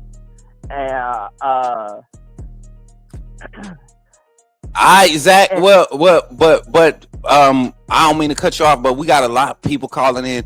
I get exactly what you're saying about the Alabama seeding. Vanderbilt's schedule, though, Zach, look at that schedule again. That loss, the 2 losses, the loss to what will soon to be a top 2, top 3 Alabama, we expect, and their loss to Texas on the road is not going to keep them from being the third or fourth SEC team. I expect 4 to 5 SEC teams to get in. Vanderbilt has an opportunity to be right there in the mix for it if they win out. But we got to get to the phone line, Zach. Roll Tide, man. Roll Tide. Yes, sir. Yes, sir. Got another caller on the line. Let's get it. Call from Jimmy from Ohio. Yo, Jimmy, you in the game with Coach Smook. Talk to me, man. What's going on, Smook? Roll Tide, brother. Roll Tide, man. Chilling, man. How you feeling this morning? I'm blessed and highly favored, brother. I can't complain, man. Just wanted to call and See what's going on with you in the Coach Smook Network. What's going on with y'all, man? Man, listen, we talking a little bit college football playoff projections, man. I know you're a Bama fan, up there in Ohio, and we were kind of just talking about the Big Ten's path, man. And Zach brought up some good points, and we made kind of like a discovery today in the chat. You know, Michigan could actually win out, upset Ohio State, go play for their conference championship game, and be a 2-loss team right there in the playoffs as a number 6 seed or number 7 seed. You know, in right there in that mix of teams with the Big 10, Big 12, some of their at-large spots. What's your thoughts on the playoff picture, though? I got my bracket up on the screen. What's your thoughts on it, man? I'm gonna be honest with you. A lot of people ain't talking. I think you was talking about it earlier. USC only has one conference loss. Come on. So if they went out, they beat Oregon. Oh man, it's really gonna shake some stuff up in this bracket.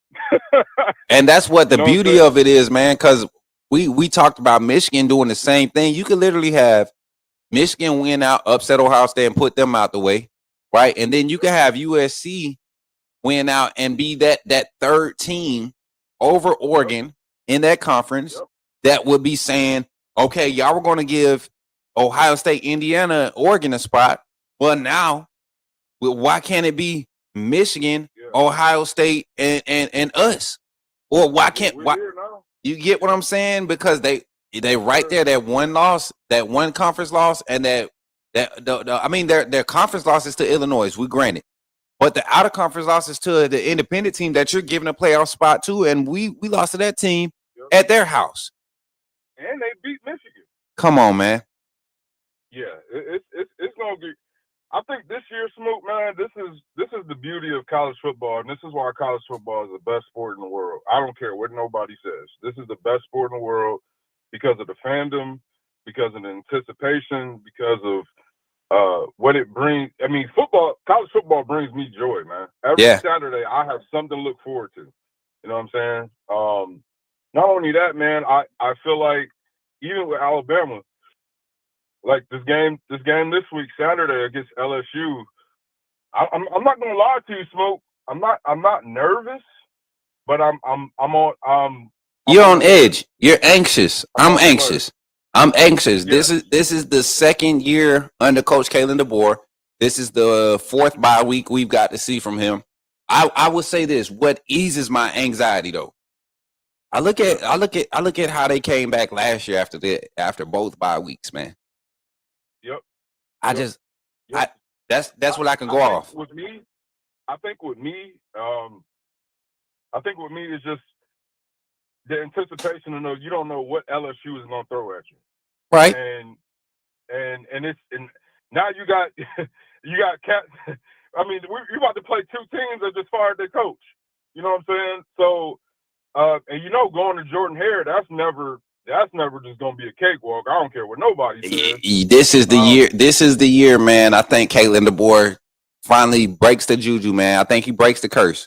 I agree. I agree. And I mean, it's just not even on because I still believe there's some bad juju at Jordan Hare, but I think Kalen DeBoer is kind of like the Messiah sent to kind of change what you remember how Jesus came after John the Baptist and all the other prophets and all these other kings and David and all these other people in history.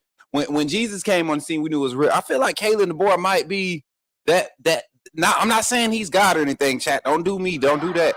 We ain't doing that. I'm just saying as far as his presence and what a lot of the narratives that Alabama fans have been used to carrying for the past 15, 20 years, I think he's coming in to prove like we're going to do it a different way and we're going to have fun doing it and we're going to win championships doing it. Yep. And a couple things, and I know you got other people calling. A couple things, man. I'm gonna be honest with you. I was on I don't know if you remember. I think it was after the Florida State game. I came up here and I said, people do not write off Kalen DeBoer and this Alabama team, man. I think the most overreactionary day of college football is always that first Sunday after the first week. Always. It's always overreaction. Look at look at with Penn State. Penn State was ranked number 2 preseason. And look where they're at now. We lost to Florida State. Look where we at now. I think people gave up on Kevin DeBoer too fast. I'm just saying in general. Most general Alabama fans, this ain't Saban. This ain't the Saban way. We're losing to unranked teams. But let's talk about the ranked teams. He's 7-1 against ranked teams. Come on, man. Alabama. Come on, man. I mean, we always focus on the negative, but he's beat. Oh yes, we do slip up. Like South Carolina, that could have been a trap game. Mm-hmm. He came back. We was down. With 2 minutes left. He came back and won the game. Got to start just giving this man credit, man. On the road. You know what, brother? I I was just looking at a comment. Jay Penny always he floats on his fair weather bench a lot with his analytics and his what's your model? Jay Penny, you still ain't sent me the model stuff. You ain't sent me the algorithm. We want to try to investigate it, but you talk about Oklahoma probably has hope seeing how well South Carolina handled Alabama, giving teams like Oklahoma too much hope. Do you not realize that Alabama had Oklahoma's number last year defensively? Yes. That very defense that has been showing the same type of production that they were showing the last 6 weeks of last year. The offense had opportunities. We just didn't capitalize.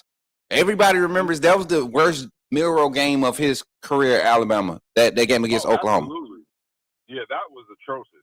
Now, we're seeing. Go ahead. My bad, Smook. We're seeing like you were just about to say. We're seeing a difference in as far as development, as far as your team with Alabama and Oklahoma with the matchup. Not looking past LSU because I think they're a team that has to be respected too, and we have to show up and see how we've built from the last time we've seen this team before the bye week. Yeah. But I think from what we've seen on film, Oklahoma has too many holes offensively to expect us to miss out on opportunities like we did last year in Norman on the road against that offense and how they ran the ball and the way their defense played. Oklahoma has benefited from teams not taking advantage of those explosives that they have presented. So for everybody that's trying to give everybody else credit because of how South Carolina played us, when we went on the road after playing 4th-ranked conference opponents 4 weeks in a row, and we're mentally fatigued on the road in South Carolina, I get it. That shows the toughness of the team, though. That shows the toughness of the team. Exactly. Like, man, we just went through a 4-week gauntlet. I'm just ready for this bye week. No, they played to all the zeros on that clock on the scoreboard was showing up. We won the game. It ain't always gonna be pretty. There's been games under Saban where we had games like this. It ain't. We're just because we're Alabama don't mean we're exempt from having close games, man. It's just about every team we play is going to give their best effort. They're going to play like the 2010 New England Patriots every time they play Alabama. It never fails. Against Oklahoma, let's be honest, Tennessee should have won that game. Facts. So I'm not worried about Oklahoma. And it's not that I'm not worried about them. I just see where our team, Alabama, is getting better in certain areas. Weaknesses show up every week, but when your team does not allow that same weakness, our run game, people will get mad when I say this. Go look at the run numbers, the yard per carry average against Alabama's defense against the top 50 rushing efficiency teams that they've placed. We've played four of those teams in the 8 games that we've played already. No team in the conference has done that yet. Yeah, and let's be honest. A couple weeks ago, we was ranked like 113th in run defense. We're 64th now. 64th is getting better and better. We're taking the run away from teams because of how good we're containing it. The explosives, I keep telling everybody, you giving up 6 explosives a game, 20-plus yards a game. You get that up against Georgia, that's going to look bad against anybody. They do that against anybody, it's going to look bad. But that's going to hurt your rushing yard average. And then you were giving up an average of 4 per game before that game. Now you've cut that down 1 explosive per game, 1.3 right now. The last 4 games that we've played, that's crazy good production and adjustments being made. And here's the difference. Here's the difference between this year and last year. And this is my last thing. Here's the difference between this year and last year. Last year we were up and down, up and down. This team has gotten better each game. Every game we have gotten better. Offensively, yes, it was a little shaky against South Carolina, but people don't talk about Isaiah Horton was out the second half. Second half. We was missing with 2 linemen. I think Gino and did Jaden Roberts play that game? He played, and he apparently he had a good game. If you let Auntie Rita on Twitter tell it, but I just think South Carolina had a solid game plan to slow us down, missing some key assets like you said, like Isaiah Horton, Latshair Brooks. You had just some miscues from Ty. Just seemed like he was pressing more so than letting the game come to him for the most part of that game. And you expect that type of game with a guy that's literally, this is what people fail to realize. These stats matter. 20 touchdowns to 1 interception matters, man. One interception, bro. Do you understand? We have played 5 teams with top 50 defenses in the country. Yep. And they've only been able to force him 1 interception and 2 strip fumbles in this stretch of games. Yep. We're talking about even dating back to the loss against against Florida State week 1. 0 turnovers that game, 4 sacks that game. And I think honestly, we light up Oklahoma secondary. Oh my God! We light up Oklahoma secondary, and they don't have the offense to keep up with it. I'm sorry. They play good team defense. Oklahoma, they play great team defense. Great team defense. Well, you get them in some one-on-ones when they go to that man coverage because they have such effectiveness on pressures, getting pressure on quarterback. Ty Simpson has been his 74% completion percentage against pressures. Hey, Smook, Ryan Grubb has been in his bag, sir. It's kind of weird. Ryan Grubb has been in his bag. You know what Ryan Grubb loves about having Ty Simpson as a quarterback, and then we're going to get off we're going to open the phone lines back up. It's kind of weird. Yes, sir. When you have your offensive coordinator talking to his quarterback as if his quarterback is the other offensive coordinator in the room. Yep. That's what we have at Alabama. And on top of that, and one last thing, people forget Nick Sheridan was the OC last year. Now he's on the sideline talking to Ty while Ryan Grubb is in the booth. Man, listen, you don't need green dot communication when you have that type of flow of communication. Because Ryan Grubb doesn't get cut off to Sheridan at 17 seconds, at 15 seconds. Nope. That's why you can see Ty Simpson looking at the sideline, and it don't take much lip talk. 2 signals, a nod of the head right now because of the type of quarterback IQ you have in the room right now. Man, this is you're absolutely right. Alabama's getting better. Like I said, I've been saying this, and teams have they've shown their hand. I think we've just now discovered our identity, and now we're in the phase of embracing it. And once you see a team get comfortable, the defense, I believe, has gotten comfortable. We found a few spots, a few player personnel movements that we need to make. Red Morgan getting out there. Hope to see Cam Calhoun coming up this week against. Yeah, get the Sean Jones out of there, man. Get the Sean Jones out of there. He's getting burnt too many times, bro. Red Morgan has shown you consistently that he can make. He hit Lenore Sellers against South Carolina. Pop them. Come on, man. Come on. Hey, roll tide, Smook. Roll tide, my guy. Y'all give it up for Jimmy in the chat, man. Yes, sir. Y'all give it up for my guy, Jimmy. I love that energy. Jimmy always call in with that energy, man. We got Bama fans all over. He up in Ohio, repping hard, repping heavy. Hey, we got about 10 more minutes on the show. Well, actually, we got about 5 more minutes on the show, man. I went way over with my college football. Y'all got this bracketology stuff on my mind now, man. This is going to be a good conversation going in. I think right now, man, we got a good mix-up that could happen. I was even looking at while we was talking on the phone, and I seen a few comments that was kind of crazy. I'm gonna light y'all up before I get up out of here. But I was even looking at Georgia's schedule, man. Like Georgia, Texas can be upset city too. They can go 7-1 in the conference, and still have a chance to be in the playoffs. Got another call on the line. Let's see who it is. Rico, put me in the can. Yo, Rico, what's up, man? You in the game with Coach Smook? Talk to me, man. Y'all give it up for my guy, Rico, man. What's good, Rico? Good to hear your voice, man. Long time. I know. How you feeling, man? First of all, first things first. I want to congratulate you because since the last time I was able to really get in, you have grown by 1,000. For real? Yes. Yes. It's been that long? Yes, it's been that long. You have grown by 1,000. We was playing around in 2K last time you came through on the channel. Yeah. That's crazy. And it's Yeah, only but been like it's- 5 months, Rico. It's only been about 5-6 months since I heard your voice. So that means we doing something right, man. I appreciate you. Yeah. I've been through a lot.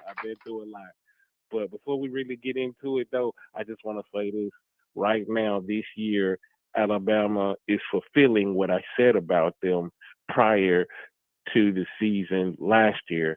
I said they would go 11-1. Mm-hmm. And they're proving, and I said they would be able to do it as long as the players execute the game plans the way they're supposed to. Mm-hmm. And we're seeing this year it fulfilling in that way. They're executing, like they're supposed to, and pretty much.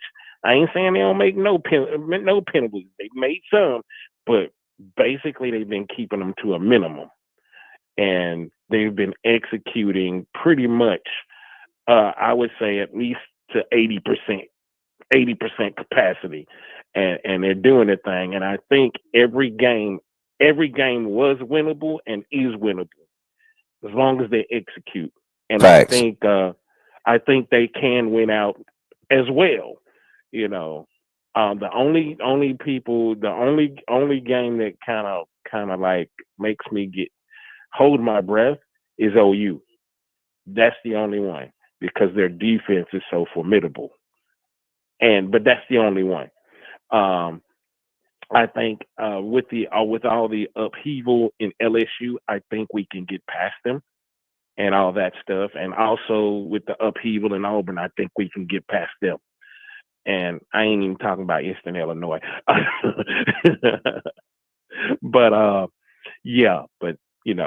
and I do think that Alabama this Saturday can run on LSU.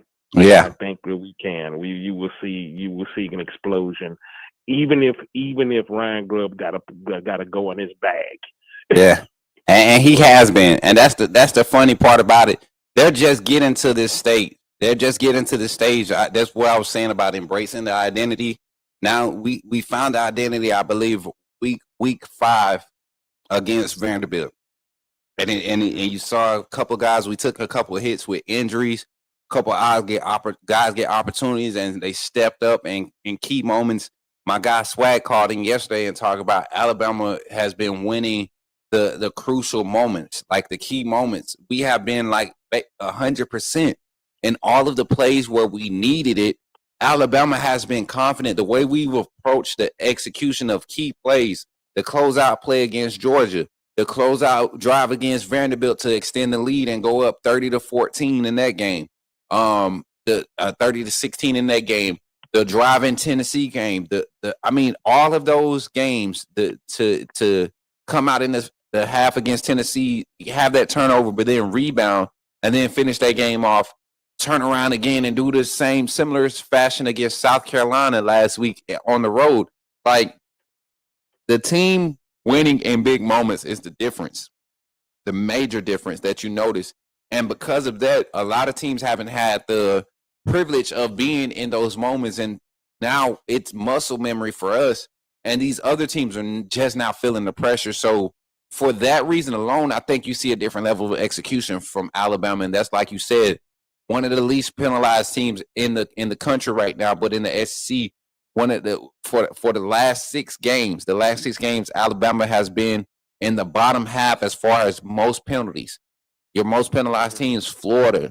You got LSU right up there being penalized a lot before they got rid of Brian Kelly. Kentucky, Arkansas, teams just messing up. Texas A&M gets a lot of penalties also. People don't realize that. They're like number 7 in the conference right now, which is, almost close to the bottom half. But Alabama is right there, number 11, number 12 right now.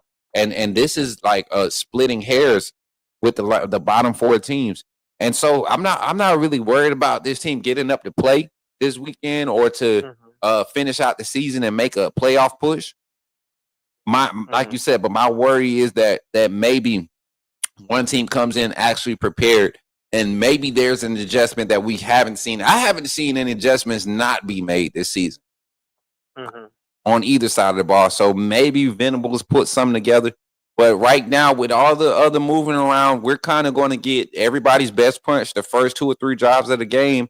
And as long as we continue to adjust on the fly and execute like we have been doing, I see all of our games being won decisively. I mean, and with the improvements of our defense, they might not be elite, but they are pretty dang good. And I do believe that the defense is at a level, especially in the takeaway game, that I think we have a lot of ball hawks. That when they see the ball coming to them, they gonna step in the way at just the right time and get that. And you got some you greedy, selfish players that they see the ball and they want it, they go get it. Just like Deontay Lawson did against Lenore, wherever their quarterback name is. He just took it. He said, "Give me that ball." And he ripped it loose, and TK3 fell on it, and that was like it made me tear up. It did. That moment made me tear up. It did. But our defense, I do believe, is getting better week by week. By the time they, should we make it to the national championship game, I think I can be very close to being elite if they keep improving. But I've been saying this, man. Last year we saw flashes. Even the games like the Oklahoma game, 24-3. You had 2 scores taken away in that game. You had Jalen Merrill turn the ball over 3 times that game. Offense was only able to put up 3 points. We only gave up 24 points on the road.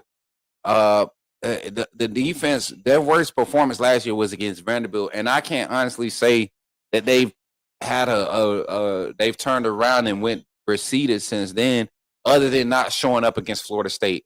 It wasn't the fact that they didn't play good; they just didn't have effort in that game. They didn't play at all. If the truth be told. Yeah. And y'all know I got ADHD, right? So I'm sitting here, and I wish I could turn the camera around and show y'all. I'm watching this spider from the tree to the top of the little overhang area on the porch. I see it flying. Like, I've never seen this in real life, chat. Like, the web is like real thick. It looked like thread, almost like some gold needle and thread, some cloth thread. But yeah, it's crazy. Like, I'm watching it just jump back and forth, like float in the air. Like, it's crazy. I'm watching it's crazy. It's a big old spider too. He got to die, but it was nice watching you there, spider. You can't hang around here. Sorry. I be out there hanging out. I can't be, listen. Hey, somebody said them braids, Mike Jones. That man need to leave me alone. So we had somebody on the screen while you was talking, Rico. For everybody information, that is not Rico. That was not Rico. That's a fan over there on TikTok. I had to give him his stage time. He was over there talking crazy in the chat. His name is Stevie Wonder, and he says, so you saying the Big Ten? He asked me in the chat. He says, so you saying the Big Ten? Where's the comment? Where's the comment? I can't keep it up. Hold up. A pause. That's what she said. Stop, Smook. So you saying the Big Ten don't play no deserving games? Who does Ohio State play? We're not saying the Big Ten. Who does Ohio State play? How did Ohio State avoid 3? Let's look at the Big Ten rankings right now. How did Ohio State avoid? And I'm looking at that schedule. I'm gonna pull that schedule up. I'm gonna pull it up for you too, because I don't think this is what Ohio State fans are not understanding about our argument. And before I get into that, Rico, you got anything else to say before we close the phone line? We almost running over our time, man. I will say this. I do believe that Michigan and USC are in spoiler mode. I do believe they're. We need a siren for that one. We need a siren for that one, chat. He says, Rico says he believes Michigan and USC are in spoiler mode. Yeah, I think they're gonna be playing to wreck some stuff in the bowl rankings. Facts. I'm right there with you, man. Mm-hmm. For sure, man. But Rico, I appreciate you for calling in, man. You already know what time it is. Welcome back, man. Good to hear your voice, bro. I'm glad I could call, because even though things are not yet where I want them to be, to where I could be able to call in, consistently. Mm-hmm. But I'm glad I was able to get on today, because I miss the AAA family. Yeah, we miss you too, man. We miss you too, brother. We appreciate your support, man. We're glad to hear your voice. Hope everything, like I said, like I told you last time, you got to keep your head up, man. This life ain't easy, and sometimes we got to go through those tough phases. We got to go through them growing phases. It feels like we buried. It feels like we trapped under everything. We buried under all life's troubles and everything that's going on. But don't look at it as being buried. You've been planted. Sometimes if you want to have some stability, you want to live a long time, you want to have some quality foundation, you got to get planted deep. And that growth process to go through that dirt. Sometimes that soil get hard, man. There's times of the year where the soil is hard. Things don't grow the same way year round. So it might just be in your season, man. You just got to keep growing. Anytime you feel that water, that light, you feel that light hitting that soil and shining through that dirt, that little warmth, you got to grasp onto it and feed off of it. Yeah. Hey, photosynthesis. You know what I'm saying? That's what it's called, ain't it? Photosynthesis. Hey, I'm about to be in bamboo season, but in the spirit of when we first really began to talk online on your show, I'm gonna do this. Coach Smook, son.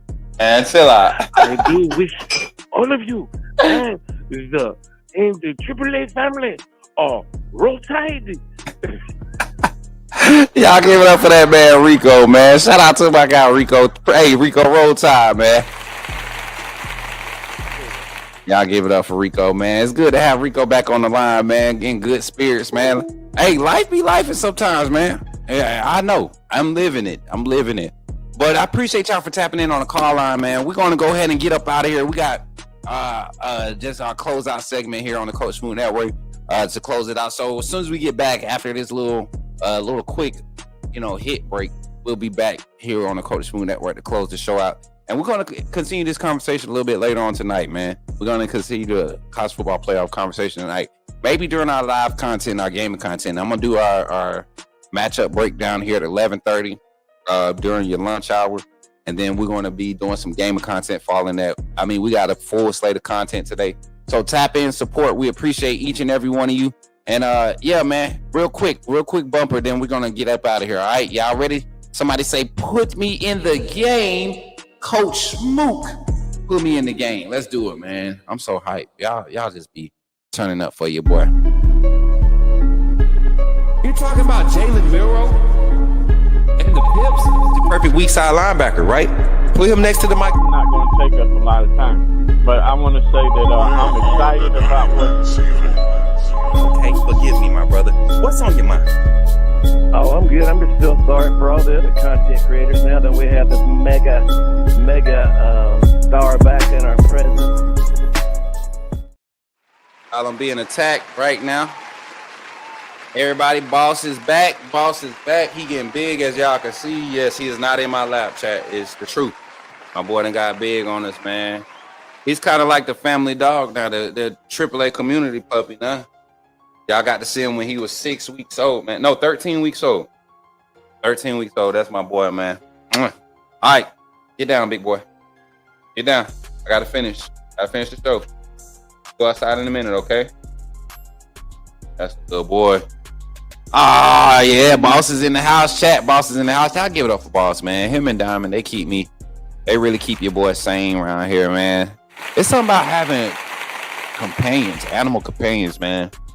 I'm very grateful for the people in my life, but these dogs, man, they different. They provide a different type of comfort, and I'm grateful for it. I'm grateful for everything that's in my life right now. Got to see my family this weekend, making a push to go and see my kids during the weeks over the next coming weeks before the holidays, because I won't be able to have them this year for the holidays, but definitely going to make some time to go and see each and every one of them. All 15 of them, chat. I ain't got no 15 kids. I only got 6, y'all. I only got 6. It's all good. It's all good, Katie. We got more love for the family later on. We got more love for the family later on. Appreciate y'all for tapping in on YouTube, though, man. It's been a great show. Like I said, we're gonna get into this a little bit later. Appreciate y'all for the 40 likes on stream live here on the Coach Smook Network live. 40 likes, man. We had a peak viewership. What's this say? Peak viewers. 51. So we didn't get 50 likes, and we had 50 peak viewers. Man, that's 50 live. Come on. So final thoughts going into this, man. I think this college football playoff picture is wide open. I'm not biased towards Bama. I'm just talking about how they've been playing. And even if we look at how they played against South Carolina last weekend, Alabama still played a winning brand of football. The turnover battle was won. You create turnovers in moments where you need it. I know Jay Penny wants to be a negative Nancy and glean on the fair weather side of things and say, without this, what if? There's no what if. What happened. Alabama has consistently been doing that, putting themselves in position to just play the next play. They've made clutch plays, big turnover plays in key moments of games, and that's why I think this team will continue to grow. You got the rest of the bracket. Once again, I'm gonna put my bracket up here, chat, for y'all. This bracket, I think, is going to change now that we're looking at it. I'm gonna have to watch Ohio State play this weekend against Purdue at Purdue to see how they come out in that noon game, because that'll be their last road game before they have to go see Michigan. So they'll be able to get a little comfortable playing against UCLA and Rutgers at home. So we'll be watching Ohio State closely.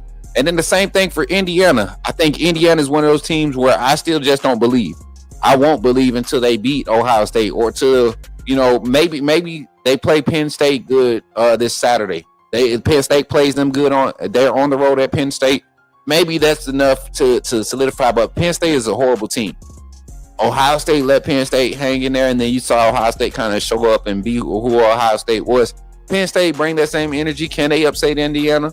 I think this is more likely to happen than what we have been talking about with Ohio State losing. But like I said, Ohio State, until they get back on the road against Michigan, they're at home after their game this weekend.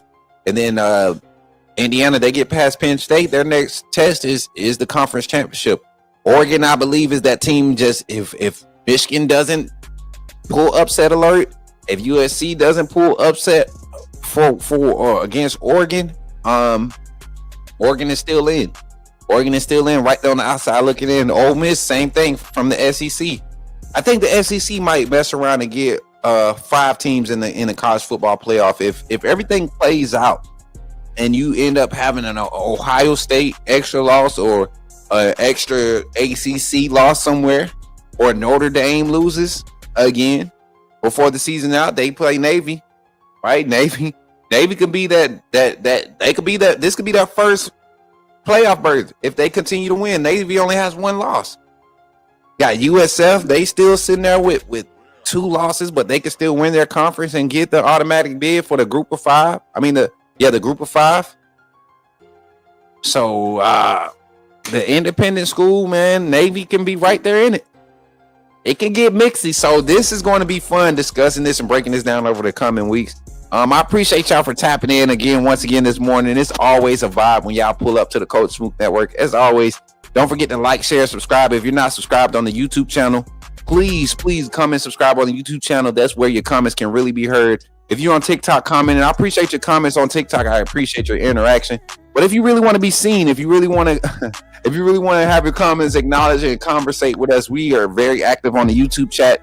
We're able to see all the platforms' comments and their talks, their takes, and we're able to respond in real time. So think about coming over to the YouTube side. Don't even think about it. Just do it. Come over to the YouTube side, tap in, subscribe, and interact with the comment. Who is this guy, Buck? Let me see what Buck was saying. I want to see what he was saying before I end it because I can't see. That guy Buck sent some Go Poppers. I see you sent some Go Poppers, but what you did to my moms to get blocked? How did they let Bama slide? They talk about the last time we was in the Natty, the playoffs with 2 losses. They not.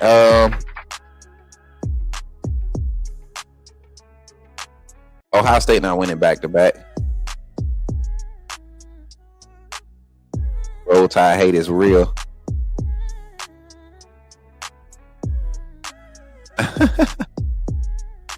Oh, okay, Nate. I see it, Nate. Look, you can't.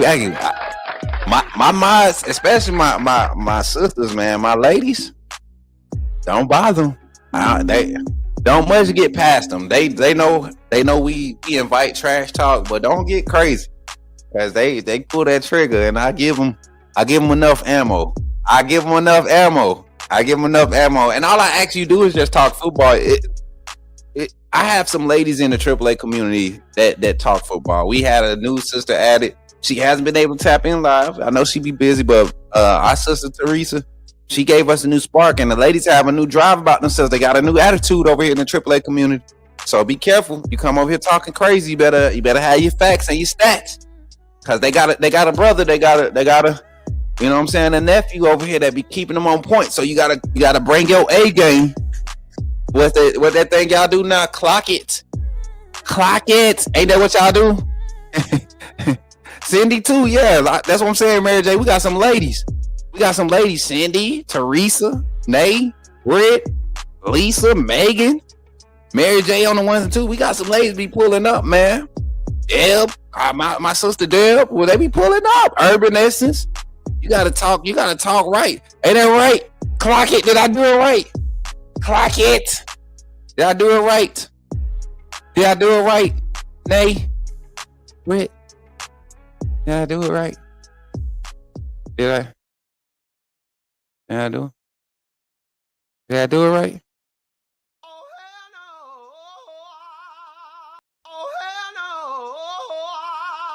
What? I didn't do it right? Britt, you supposed... I thought y'all loved me, man. Anyway, Roll Tide. Don't forget to check out our content, man. All of our content on all our platforms. We got socials on TikTok, Twitter, YouTube, Twitch, Facebook,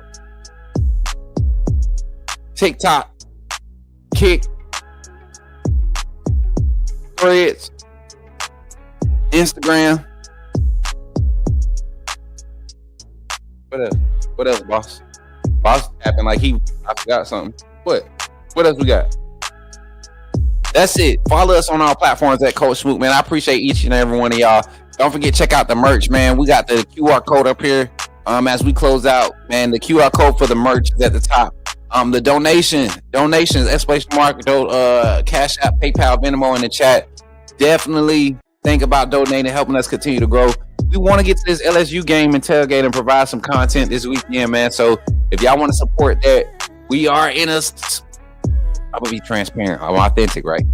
We're in a phase right now where a lot of the in-season endeavors that we need to have in place, we've had to pay out and handle that. So if y'all want to really support and help us move around a little bit, the direct dono to the Coach Smook Network, Cash App, Venmo, those are truly helping. And I mean, like, we have people that are driving for us. You know, you're paying for us to pay for a driver so they could have gas, and then for us to pay for them to eat. We have people that's volunteering and helping us film and getting the very content that you enjoy.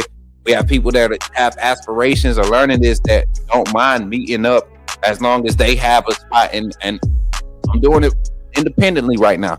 So your support is greatly appreciated. Your merch purchases, everything, your likes, your shares, your super chats, your direct donos are the biggest impact. And I'm not begging by any means. God has been providing. He's been doing it since last year. When we got fired from Bama football on YouTube, we could have quit, but we didn't. Kept pushing, and that's what we're going to keep doing. But I greatly appreciate every donation. Every time you all step on this show or pull up this show live, post live, whether it's live content, you guys support. and I greatly appreciate you. Shout out to all of our partners and our sponsors. And with that being said, when you see me in the streets, holler at me and say, put me in the game, Coach Smook, and roll Tide, roll. I'll catch y'all on the next one. Remember, when you see me in the streets, holler at me. Say, put me in the game, Coach Smook. Put me in the game, Coach Smook. Put me in the game, Coach Smook. Like, share, subscribe. You know we keep it live. Put me in the game, Coach Smook. Put me in the game, Coach Smook. Put me in the game, Coach Smook. Put me in the game, Coach Smook. Put me in the game, Coach Smook. Put me in the game, Coach Smook. Put me in the game, Coach Smook. Put me in the game, Coach Smook. Like, share, subscribe. You know we keep it live. Holler at me. Say, put me in the game, Coach Smook. Put me in the game, Coach Smook. Put me in the game, Coach Smook. Like, share, subscribe. You know we keep it live. Put me in the game, Coach Smook. Put me in the game, Coach Smook. Put me in the Hey, game, before we get up out of here, I forgot to acknowledge some super chats, y'all. I can't leave without doing this, man. Thank you for Kyle joining the membership, joining the AAA family again. And then also shout out to Caden for coming through with the $2 super chat. And then he came through with another $2 super chat. And then he came through with another $2 super chat. So shout out to Caden for the super chats on today's stream, man, and supporting the Coach Smook Network. Now, I'm out, man. Y'all be blessed. Yes, sir. Put me in the game, Coach Smook. Put me in the game, Coach Smook. Put me in the game, Coach Smook. Put me in the game, Coach Smook. Put me in the game, Coach Smook. Put me in the game, Coach Smook.